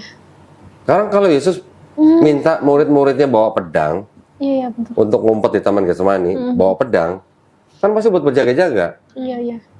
Berarti itu Yesus rela nggak mau disalib? Enggak, dia aja Satu, takut. ya. Waktu di Taman Getsemani, tadi kan Intan bilang, dia ketakutan. Keringatnya seperti titik-titik darah. Iya. Saking takutnya. Di dalam ilmu psikologi itu ada. Orang yang saking takut, keringatnya akan berubah warna seperti warna darah gitu, warna merah. Nah terus, kan Yesus tahu bahwa anggapnya nih, kalau memang benar Yesus Tuhan yang datang untuk nebus dosa manusia dengan cara disalib, kenapa dia harus takut gitu? Iya. Kenapa dia harus ngumpet di Getsemani gitu? Kenapa dia nggak datang aja ke Imam Yahudi, nih salib gua mau nebus dosa kalian gitu? Kan harusnya begitu kan? Biar cepet ya. Biar cepet. Ini kenapa harus ada drama di Taman Getsemani? Pakai berdoa dulu, doanya sujud lagi. Udah gitu pakai bilang sama, kan berdoa kan? Jikalau mungkin lalukanlah cawan ini daripadaku. Artinya apa? Iya. Cawan itu kan lambang penyalipan. Iya. Berarti kalau lalukanlah cawan ini daripadaku, bahasanya kan kira-kira gini. Kalau bisa gue jangan disalib dong. Iya. Berarti rela nggak Yesus? Nggak rela. Enggak. Enggak kan? Menunjukkan indikasi bahwa Yesus sebenarnya nggak rela disalib. Gitu. Terus waktu ditangkap, disidang kan? Waktu disidang Yesus diam aja, nerimo atau ngebantah. Banyak ngebantah waktu di depan Pilatus.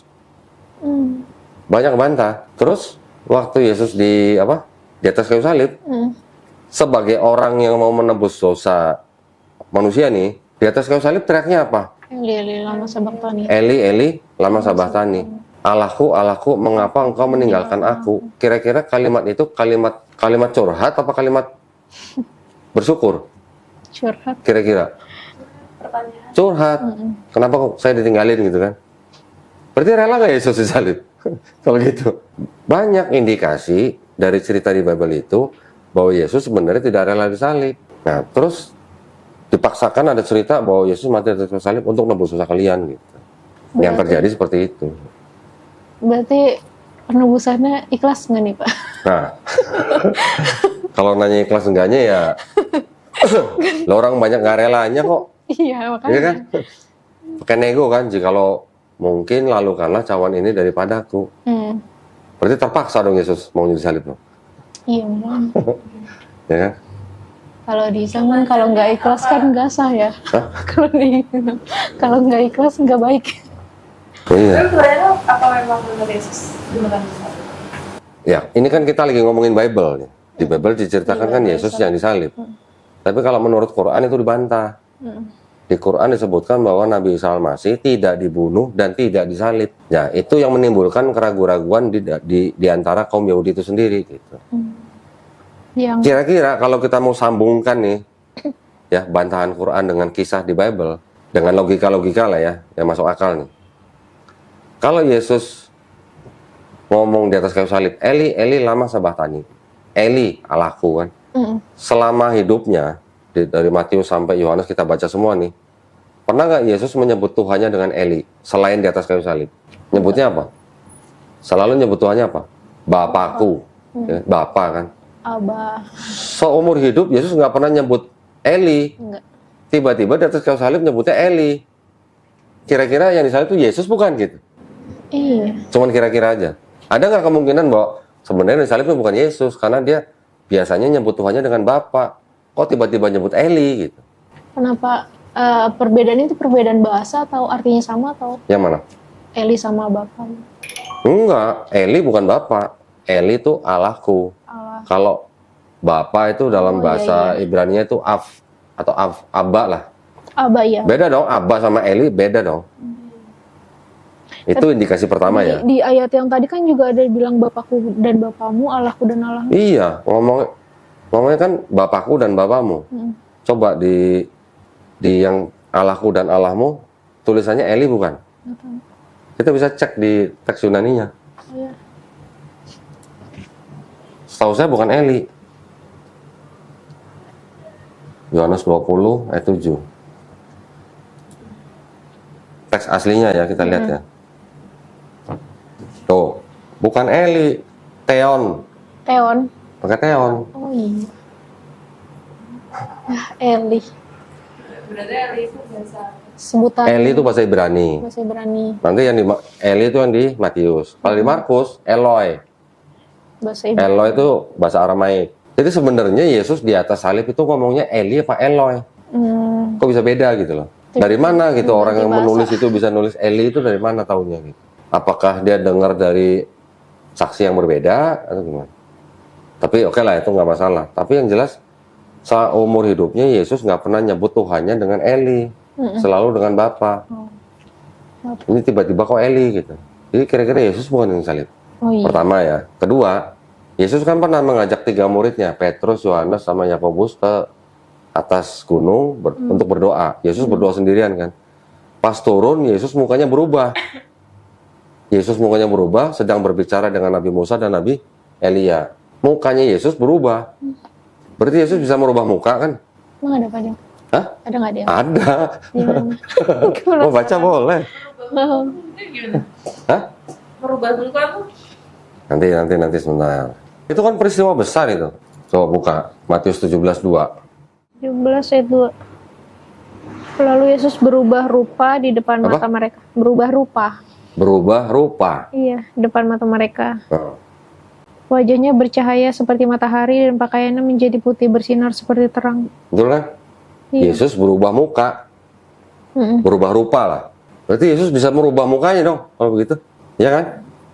Iya. Sekarang apa susahnya Yesus merubah muka dia dengan orang lain, diserupakan dengan muka Yesus, terus orang itu yang disalib gitu. Bisa nggak begitu? Nah ini ada ayat yang Yesus berubah rupa. Berarti kalau sebelum Yesus disalib, pas ditangkap, dia berubah rupa dengan siapa yang dia mau serupain, orang yang dikasih muka Yesus itu yang disalib. Bisa nggak kira-kira? Ini cuma teori sih, teori. Tapi cuman ngasah logika aja. Tapi di sini nggak jelasin dia berubahnya jadi siapa gitu. Ya enggak. Berubah kayak artis Korea gitu. Enggak. Jadi Yudas. Jadi Ini kan cuma logika aja. Bahwa sebelum disalib, Yesus bisa berubah rupa. Jadi pada waktu penyalipan itu, kira-kira bisa nggak Yesus merubah rupanya dengan orang lain? Terus orang lain itu yang disalib, yang mukanya jadi muka Yesus gitu. Karena di Quran juga disebutkan, melainkan yang disalib adalah yang diserupakan. Nah kalau di Islam itu kan dibilangnya Nabi Isa itu kan diangkat kan. Kalau ada nggak nyambungnya yang di Alkitab gitu Pak? Apa? Ada nyambungnya nggak maksudnya yang di Alkitab gitu kalau misalkan? Beda. Kalau di Islam, Isa Al-Masih kan diangkat dalam rangka diselamatkan sebelum penyalipan. Kalau di Bible, Yesus juga diangkat, tetapi kan setelah penyalipan dan setelah kebangkitan Yesus. Sorry, bukan kebangkitan. Yesus dibangkitkan. Oh. Soalnya kan di sini kan dibilangnya kan wajahnya bercahaya seperti matahari dan pakaiannya menjadi putih bersinar seperti terang. Bisa jadi pas diangkat kan di sini jadi malaikat. Kurang nyambung sih kayaknya. Enggak ya? Jadi kan dua kan. Pertama Eli. Yang kedua bisa berubah muka. Ya, berarti bisa aja orang yang disalib itu adalah orang yang diserupakan. Ketiga, waktu Yesus disidang, setelah disidang kan Yesus ditunjukkan nih kepada orang-orang Yahudi nih. Ada 2 Yesus kan di situ kan? Ada Yesus Nazaret, ada Yesus siapa? Yang penjahat itu? Oh, yang penjahat bukan itu ya? Yesus siapa? Barnabas. Barabas. Barnabas yang iya. Barabas bukan Barnabas. Barabas. Bukan Barnabas. Bukan, Barnabas murid. Yesus orang Nazaret sama Iya, Yesus Barabas. Disuruh milih karena ada tradisi Iya. dalam dalam waktu tertentu ada tradisi melepaskan seorang penjahat. Nah, ini ada dua orang yang minta disalib. Ada Yesus, istilahnya dai lah. Ada Yesus, kepala pemberontak. Ketua pemberontak nih Yesus Barabas nih. Ini Yesus yang dari Nazaret, penceramah lah. Atau dai lah gitu. Iya. Ini diperhadapkan kepada orang-orang Yahudi pada saat itu. Mana yang mau dibebaskan? Mereka milih kan Yesus Barabas yang suruh bebasin kan. Saya nih sebagai pemerintah Romawi, kira-kira yang mana yang mau saya lepasin? Yang satu ketua pemberontak, yang satu cuma dai. Iya. Mendingan lepasin yang dai lah. Iya dong? Iya. Ini ketua pemberontak, mendingan ini yang gue salib kan? Ini teori. Iya. Tapi masuk akal nggak gitu? Bisa. Jadi istilahnya udah dipilih salah satu, udah giliran dibebasin atau gimana ceritanya lah. Tuker, tato yang disalib sama-sama Yesus namanya gitu. Bisa nggak? Bisa. Bisa. Terus yang terakhir lagi ada lagi gini. Di abad-abad akhir abad pertama, abad kedua itu ada golongan Kristen tumbuh suburnya malah di Mesir. Namanya Kristen Basilidean. Kristen Basilidean ini adalah Kristen yang memahami penyalipan Yesus itu hanya sebagai ilusi. Yang disalib bukan Yesus, tapi Simon orang Kirene. Pernah baca? Simon orang Kirene. Pernah dengar tapi lupa. Di Matius sampai Markus itu ceritanya pada waktu Yesus memanggul salib dari kota Yerusalem ke Bukit Tengkorak. Di tengah jalan ada orang yang namanya Simon orang Kirene suruh gantiin Yesus manggul salib. Ya. Oh iya pas di perjalanan Kan? ya. Nah, di perjalanan karena Yesus sudah kepayahan, akhirnya nyuruh orang namanya Simon orang Kirene suruh bantu gantiin manggul salib sampai ke Bukit Tengkorak gitu. Matius, Markus, Lukas itu semuanya cerita ada Simon orang Kirene nih. Tiba-tiba yang di Yohanes nggak ada cerita Simon orang Kirene. Yang manggul tuh Yesus dari Yerusalem sampai Bukit Tengkorak. Kenapa? Karena dianggap yang Yohanes ini untuk melawan kelompok Kristen yang tadi yang Basilidean itu. Yang tidak percaya bahwa Yesus yang disalib. Makanya di Yohanes tidak ada cerita Simon orang Kirene. Iya, kemana? Gitu. Hah? Simonnya kemana? Apa yang Simon orang Kirene itu yang disalib kalau menurut kelompok Basilidean itu tadi. Gitu. Oh, jadi emang dia bawa sampai akhir gitu. Iya, kelompok Kristen Basilidean ini yang percaya yang disalib itu bukan Yesus. Simon orang Kirene. Ada dokumennya nih. Kalau ngomong ada bukunya kan enak ya. Iya. Ini dokumen-dokumen yang ditemukan di desa Nak Hamadi di Mesir. Ditemukan kira-kira tahun 1945. Setelah beredar di pasar gelap, akhirnya masuk ke perpustakaan ke ke universitas gitu. Disimpan. Cuma saya lupa universitas mana. Ada sebuah gospel namanya The Second Treatise of the Great Set. Ya, di sini menceritakan bahwa yang disalib adalah Simon orang Kirene dan Yesus melihat dari kejauhan sambil tertawa. Bisa sastra Inggris. Saya bahasa Inggris belum ada yang terjemahin. Belum ya. Oh, ini 5530 5620 ini angka apa? Mana? Ini yang di bawah. Ini angka apa? Oh, kode dokumennya. Biasanya kan setiap halaman tuh dikasih kode. Oh, the date dating is this. Kalau mau difoto nanti terjemahin. Ini ada translator, Pak. Belum ada yang terjemahin ini. Nah, ini mau Oh, terjemahin translator Teresa. Terjemahin dong. sastra Inggris saya. Aduh. Intinya cuma begitu bahwa pada saat penyaliban itu, Yesus melihat dari kejauhan sambil tertawa dan yang disalib adalah Simon orang Kirene. Oh, ini Someone else. iya. Orang lain gitu. Oh iya. Atau mungkin bisa juga pada waktu Simon orang Kirene itu pas mau manggul salib atau gimana. Oh iya. Mukanya berubah jadi Yesus atau gimana. Walau alam. Dokumennya dapatnya dari mana? Dari Mesir sana? Iya, jadi ini adalah dokumen-dokumen dari kelompok yang disebut dengan kelompok Gnostik. Gnostik. Oh. Gnostik itu yang tadi saya bilang kelompok ada sebut kelompok Basilidean gitu. Oh, gitu. Ini nggak masuk Bible. Iya. Gak ada. Kenapa? Ya kan bertolak belakang ceritanya sama itu gitu loh. Oh, tapi dokumen itu beneran asli ya? Maksudnya? Aslinya ada. Berarti dokumen itu dalam apa tuh? Apa? Dalam bentuk tulisan kah? Tulisan yang umurnya kurang lebih sama dengan gospel-gospel yang ada di situ. Umurnya lah ya. Usianya gitu. Cuman Beda. karena ini kelompok yang istilahnya kalah apa ya? Kalah posisi gitu. Karena kan Kristen yang sekarang berkembang ini kan Kristen yang dulunya sudah dipakai sama kerajaan Romawi gitu. Jadi dari zaman dulu pemerintah itu sudah gandeng apa namanya pemuka-pemuka agama tertentu untuk mengamankan posisi pemerintah juga. Misalnya ngambil suara lah gitu. Jadi Strategi. kalau kita sekarang lihat nih ada pemerintah deketin ulama, ya kurang lebih sama gitu dengan itu. Ini banyak banget ininya apa? Gospelnya banyak banget. Ada gospel Maria, ada gospel Thomas, ada gospel Petrus, ada Banyak gospel yang nggak Philip. masuk ke sini. Semuanya nggak masuk situ. Yang ini nggak masuk situ. Di sini ada gospel yang menceritakan Yesus sering mencium Maria Magdalena di bibirnya. Serius. Emang iya? Penasaran deh. Muka-muka penasaran. Dibilang mencium langsung penasaran ya. Nah,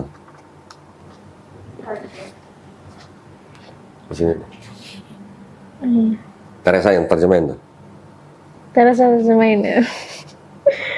Kebenaran. Yahudi tradisinya tuh hampir sama sama Islam. Kalau bukan mahram nggak boleh bersentuhan. Nah ini kalau sampai nyium, kalau bukan istrinya apa? Gitu.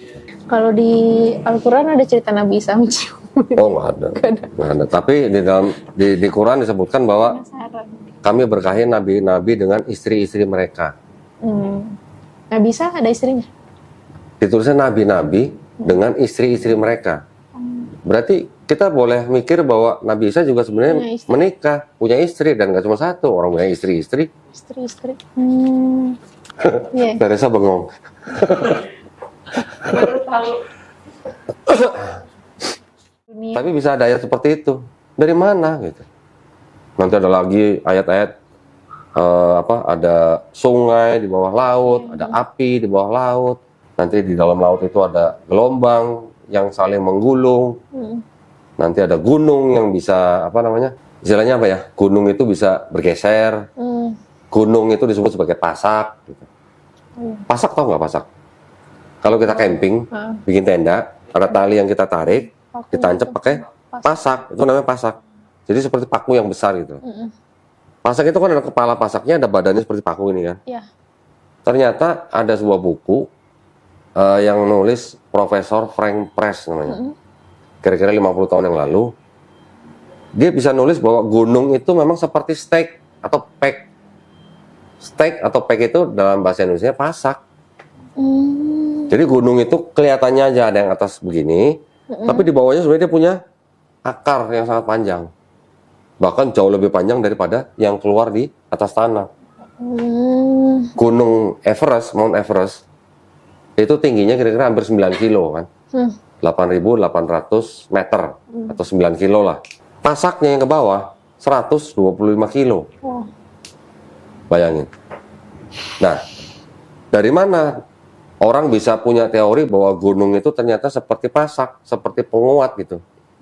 Itu ada setelah ada teori lempengan bumi. Gitu. Iya. Pernah dengar kan lempengan bumi kan? Benua ini kan seperti lempengan-lempengan. Geser dikit gempa, geser dikit gempa gitu. Nah, gunung-gunung itulah yang memasak lempengan-lempengan itu. Oh. Dari mana Nabi Muhammad tahu? Wow. Coba. Jenius. Iya tuh. Iya sih. Saya kalau nyeritain satu-satu gitu bisa nangis ya. Bener. Masya Allah. Wow ya. Itu semuanya mukjizat itu. Zaman 1400 tahun yang lalu sudah ada ayat-ayat seperti itu. Ketawanya baru sekarang gitu. Terbukti baru sekarang. Lagi. Paling 50 tahun yang lalu, 100 tahun yang lalu. Jadi mungkin nggak Quran itu tulisan manusia atau karangan Nabi Muhammad? Nggak mungkin. Iya. Karena tidak mungkin pada saat itu orang tahu masalah hal-hal seperti ini. Banyak sekali. Logik sih. Nanti masalah apa tadi? Tadi kalau gunung masalah geologi. Nanti masalah embriologi, masalah botani, astronomi, semuanya ada di Quran. Bintang ada yang bunyi, namanya bintang mengetuk gitu. Ada di Quran. Ternyata juga benar, memang ada bintang yang selalu mengeluarkan bunyi seperti orang ngetok, tok, tok, gitu ada. Searching ntar. Merinding kalau bisa dengar gitu. Keren ya. Penasaran nggak sih? Gimana mungkin gitu ya, kita manusia yang tadinya bukan dari apa-apa, diberi sebuah kitab yang bisa menceritakan asal-usul manusia, apa tujuan manusia itu diciptakan, ya tujuannya apa menjadi manusia di bumi, dan akan kemana kita nanti kalau sudah mati gitu.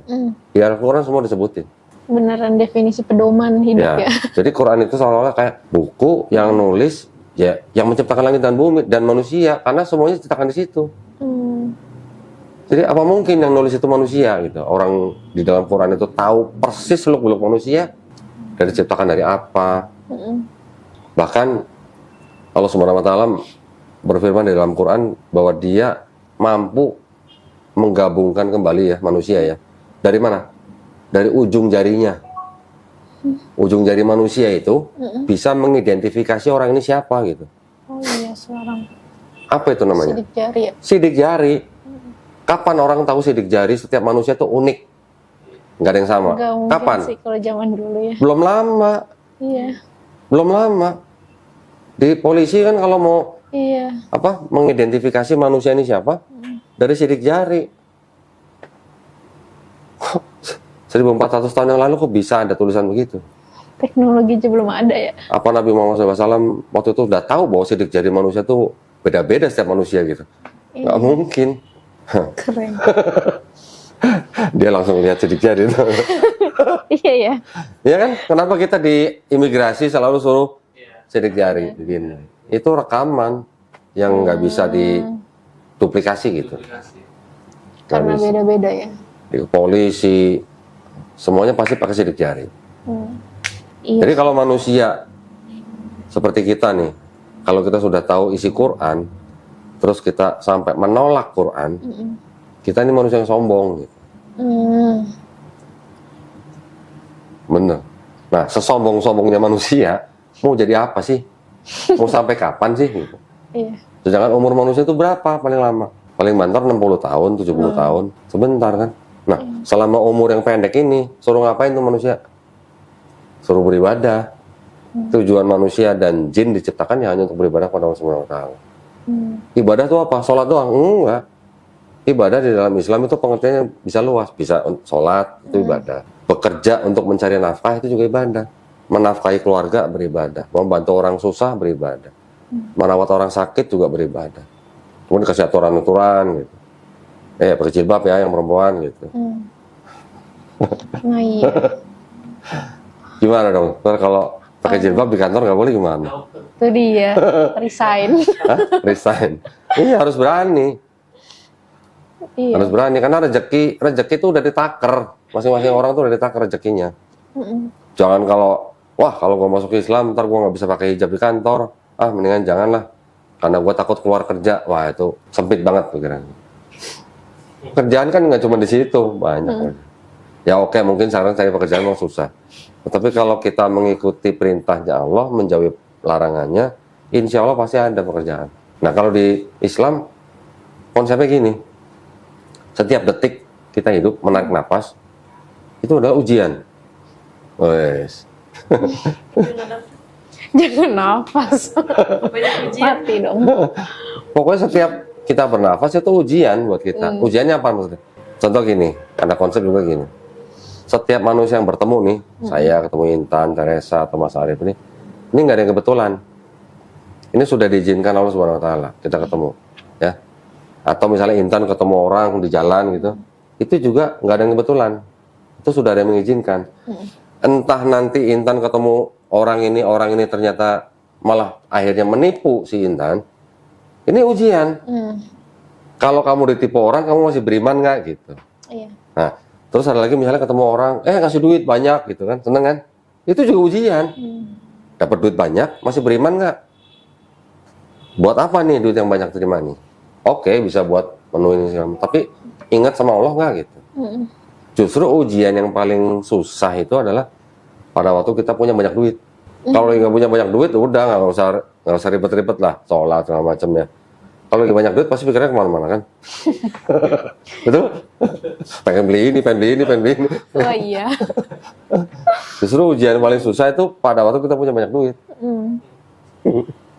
Kayaknya ada yang kesinggung kayaknya. Merasa dia. Ada yang merasa kayaknya. Kira-kira kalau menurut Intan di Islam yang kelihatan, saya nggak mungkin Islam karena begini, itu ada nggak? Sejauh ini sih enggak ya. Enggak sih. Sholat 5 waktu, Iya. pagi-pagi sebelum matahari terbit udah harus bangun sholat. Aku malah mikirnya kayak orang yang kayak gitu hidupnya bisa disiplin nggak sih? Maksudnya malah bisa disiplin gitu loh. Jadi sebenarnya dengan sholat yang waktunya sudah diatur, itu sebenarnya memberikan keuntungan buat manusianya, Iya sebenarnya. bukan menjadi beban gitu. Dulu waktu baru-baru saya masuk Islam juga rasanya Berat. karena kan dari ritme yang sudah seperti ini berubah menjadi ritme yang baru, kita kadang-kadang belum tahu manfaatnya apa, ya kita merasanya menjalankan mungkin agak susah. Pertamanya doang tapi, itu kalau lama-lama dikerjain, nggak lama lah. Akhirnya kita bisa ngerasain, oh ternyata ini ya tujuannya. Oh ternyata ini fungsinya atau manfaatnya buat kita gitu. Pernah ikut yoga nggak? Enggak pernah pernah? olahraga. Oh. Kamu rebahan nih. Kalau pernah ikut yoga, terus sholat, gerakannya udah hampir sama. Peregangan-peregangan itu. Bener. Oh iya. Kayak ini. Bener. Nanti ada persamaannya lah gitu. Ada hubungannya. Yoga, refleksi, ada di dalam sholat. Yang sampai akhirnya sholat itu membawa manfaat buat manusia karena apa? Karena melancarkan peredaran darah dengan gerakan-gerakan tertentu, apalagi sujud, melancarkan apa? Meregangkan otot-otot. Jadi seperti olahraga sebenarnya. Itu fungsinya sholat. Yang terakhir apa? Membuat otak kita tenang. Jadi kita nggak berpikir yang macam-macam. Dan yang terakhir kita selalu mengingat Allah Subhanahu Wa Taala. Kalau masuk Islam gitu harus langsung pakai hijab atau? Coba Mas Harit jawab. Kalau perempuan Islam harus pakai hijab nggak dalam Islam? Iya. Menurut Intan? Iya. Masa masuk kamar mandi pakai hijab itu kalau di rumah? Oh enggak. Jadi pakai hijab tuh hanya kalau keluar rumah. Dalam rumah dengan keluarga nggak perlu pakai hijab. Pakai hijab itu hanya untuk menutupi aurat yang tidak boleh dilihat sama orang yang bukan mahramnya. Keluarga inti boleh melihat. Gitu. Atau misalnya sekarang tinggal sama keluarga yang Kristen tadi, terus karena kalau pakai hijab nanti diomelin atau apa gitu kalau keluar rumah. Ya kalau keadaan tertentu yang sampai istilahnya membahayakan atau merugikan secara apa ya keselamatan gitu, boleh nggak usah pakai dulu. Tetapi harus mencari cara untuk supaya keluar dari situasi itu gitu. Nggak harus begini. Contoh begini, saya punya mualaf gini, seorang ibu-ibu janda punya anak 2, dia kerja di pabrik bir. Kerja di pabrik bir.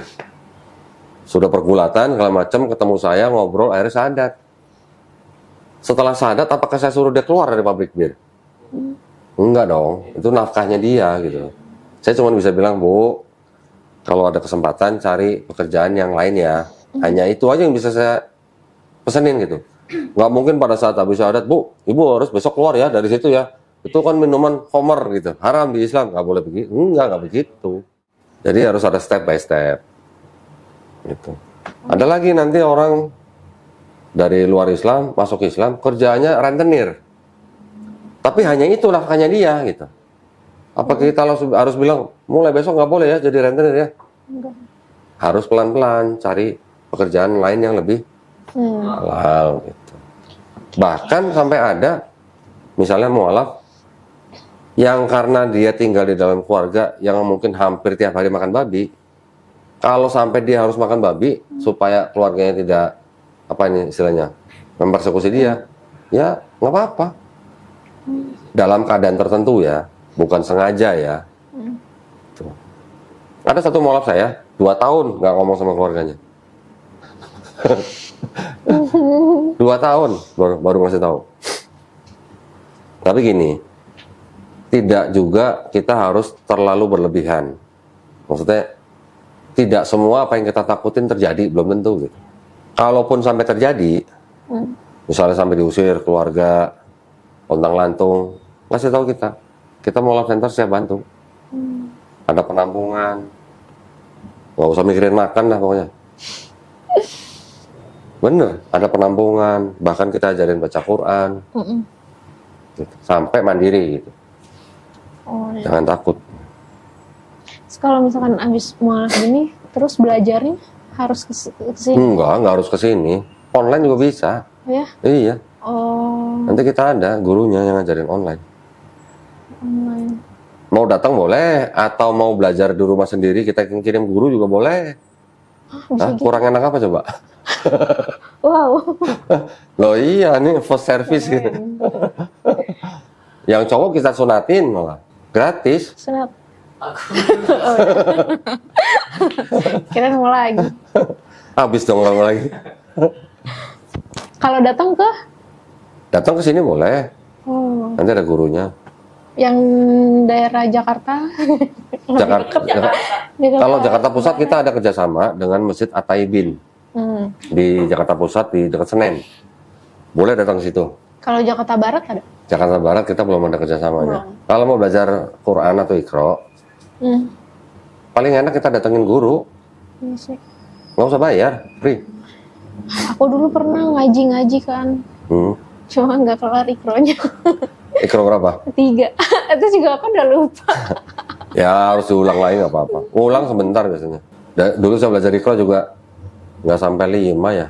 Langsung pindah ke Quran. Udah bisa baca Quran. Ya walaupun terbata-bata, tapi nanti karena terbiasa jadi lancar. Wah. Tenang aja, pokoknya masalah seperti itu tuh jangan terlalu dipikirin. Itu kita ada ininya, udah ada solusinya. Apa? Kok digini-gini? Kok lirik-lirikan? Kasih kedip-kedip mata. Ganjen, kedip-kedip. Ya gini, apa namanya? Kita juga sering ada kajian. Nanti kalau ada kajian ikut aja, datang aja. Nggak apa-apa. apa ya? Oke, makasih. Ikut aja nggak apa-apa. Kajian daerah mana? Macam-macam, kadang di sini, kadang di rumah Quran. Kita bikin kajian di sana. Bukan harus saya yang ngajar, nanti ada ustadz, kita manggil ustadz gitu. Kalau kajian kayak gitu di apa namanya? Waktu kajiannya dipisah cewek cowok. Ya iyalah. Enggak kan kalau di gereja. Di Islam nggak ada mungkin kajian bareng cowok cewek nyampur, nggak mungkin. Enggak, mungkin duduknya dipisah tapi Iya. ajarannya bareng gitu. Oh, iya bareng, duduknya dipisah. Oh, itu maksudnya. Lihat aja di masjid kalau ada ceramah. Kalau nggak cowok di depan, cewek di belakang, atau sampingan kanan kiri. Kadang-kadang juga saya kan sering ngisi juga di Masjid Darussalam. Masjid Darussalam itu juga dipisah cowok ceweknya. Itu juga sering ada kajian di sana. Yang penting komunikasi aja. Perlu apa nanti kita bantu. Berarti paling dekat mungkin Jakarta Pusat kali ya kalau kita. Ke rumah kalau perlu kita antar guru. Nanti kita cari guru yang tinggalnya nggak jauh gitu dari rumah. Kalau ke rumah agak geger nanti di rumah. Oh iya ya. Nah kalau itu janjian di mana? Pakai Zoom juga bisa. Iya. Bisa. Atau janjian di mana gitu? Di kantor. Gitu. Kalau yang kajian-kajian gitu kan kalau ke Di kantor masukin guru Iqra gitu. kantor lagi. Bahaya. Bisa dicari solusinya gampang lah. Tapi kalau di kantor tuh masih nyediain tempat buat sholat ada gitu. Oh ada. Ada. Loh, katanya harus Kristen. Karena OB di kantor Islam Muslim. kan. Iya, kalau Oh. karyawan enggak. Jadi yang boleh nggak Kristen cuma OB doang. Oh. Gimana Teresa? Jadi gimana? Gimana Teresa? Gimana? Kalau dia emang Intan? mau. Emang mau. Memang mau. Iya. Alhamdulillah. Intan? Aku sebenarnya mau. Sebenarnya mau. Ya udah, kalau gitu apa yang mau ditunggu lagi dong. Rabbil alamin. Tadi saya dan saudari Intan Apriliana beragama Kristen, juga dengan saudari Teresa Monica Namang ya, juga beragama Kristen. Kedua saudari ini tadi setelah berdiskusi dengan saya, alhamdulillah mau menerima Islam dan juga mau memeluk Islam ya. Alhamdulillah. Sebelum kita mulai prosesi syahadat, saya ingin bertanya beberapa pertanyaan dulu ya. Yang pertama, saudari Intan mau memeluk Islam ini atas kemauan sendiri atau ada paksaan dari orang lain? Atas kemauan sendiri. Kemauan sendiri ya. Alhamdulillah. Saudari Teresa juga apakah mau memeluk Islam atas kemauan sendiri atau ada paksaan dari orang lain? Ya, kemauan sendiri. Kemauan sendiri. Alhamdulillah. Nggak dipaksa ya sama Arif ya? Enggak. Hah? Benar? Enggak. Sebelum kenal dia emang udah. Oh gitu ya. Alhamdulillah. Terus yang kedua, untuk dua-duanya, saudari Intan dan saudari Teresa masih punya orang tua kan dua-duanya ya. Kalau kedua orang tua nanti menentang atau melarang, saudari Intan dan saudari Teresa nanti boleh membantah, tetapi harus dengan cara yang paling lembut ya. Pesan saya itu ya. Kemudian yang ketiga, di dalam Islam itu ada syariat-syariat. Syariat itu setelah ini bersyahadat, kemudian nanti ada sholat, ada zakat, ada puasa, ada haji jika mampu. Ya. Apakah saudari Intan dan saudari Teresa berjanji di hadapan saya dan di hadapan Allah Subhanahu wa taala untuk menjalankan syariat-syariat tersebut? Ya. Baik, janji ya. Alhamdulillah. Kalau begitu kita nanti akan menuntun pensyahadatan ini dengan cara saya membacakan 2 kalimat syahadat dalam bahasa Arab satu-satu ya nanti ya, gantian. Setelah dalam bahasa Arab baru saya bacakan dalam terjemahan bahasa Indonesia ya. Nanti tinggal diikutin aja kata per kata yang saya ucapkan, diikutin. Kita mulai dengan saudari Intan terlebih dahulu ya. Udah pernah dengar atau mau latihan dulu? Udah pernah dengar. Udah pernah dengar. Udah lancar. Kayaknya udah lancar malah ini ya. Bismillah ya, kita mulai. Bismillahirrahmanirrahim. Asyhadu Asyhadu alla Allah ilaha ilaha illallah illallah wa asyhadu wa asyhadu anna anna Muhammadan Muhammadan Rasulullah. Rasulullah. Aku bersaksi Aku bersaksi tiada Tuhan tiada Tuhan selain Allah, selain Allah, dan aku bersaksi dan aku bersaksi Nabi Muhammad Nabi Muhammad adalah adalah utusan Allah. utusan Allah. Alhamdulillah. Untuk saudari Teresa, ikuti ya perkataan saya. Iya. Bismillahirrahmanirrahim. Asyhadu Asyhadu Asyhadu alla Allah ilaha ilaha illallah illallah wa asyhadu wa asyhadu anna anna Muhammadan Muhammadan Rasulullah. Rasulullah.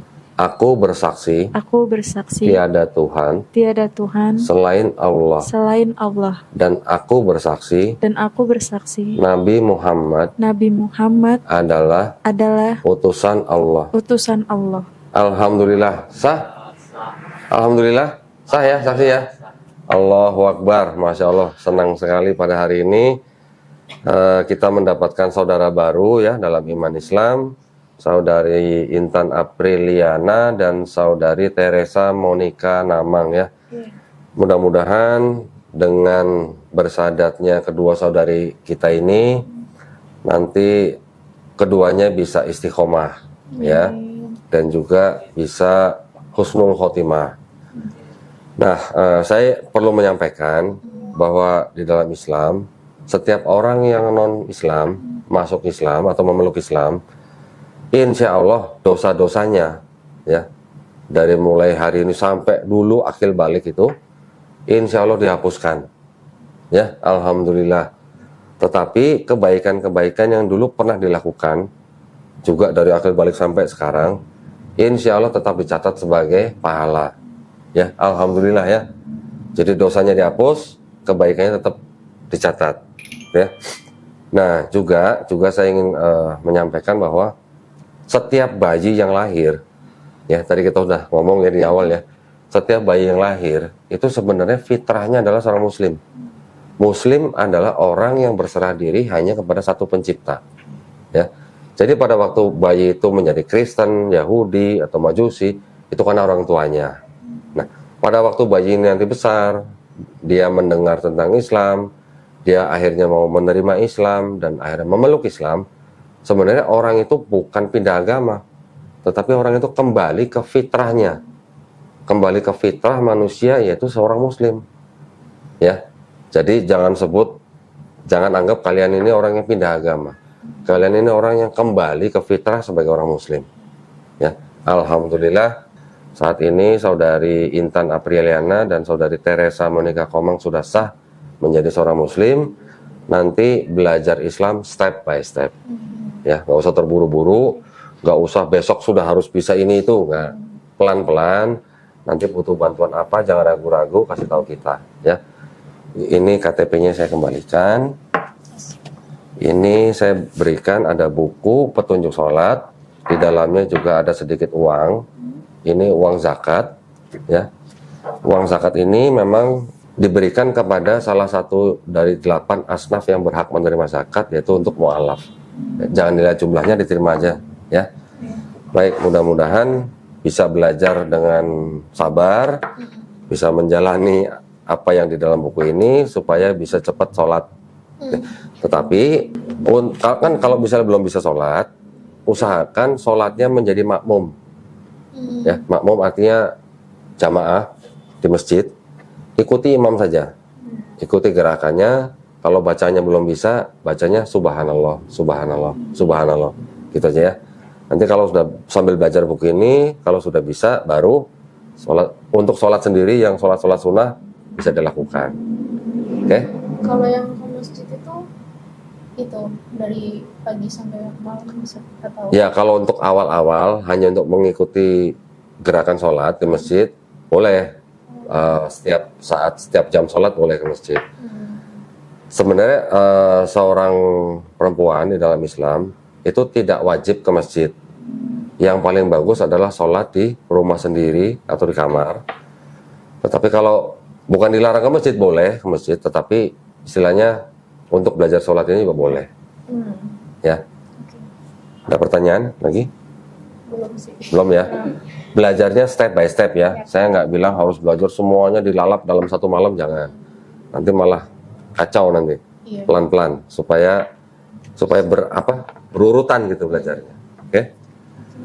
Baik, kalau gitu terima kasih banyak ya kedatangannya. Alhamdulillah kita sudah mendapatkan saudara yang baru ya. Kalau begitu kami mohon maaf jika ada kekurangan. Wabillahi taufiq wal hidayah. Wassalamualaikum warahmatullahi wabarakatuh. Selamat ya.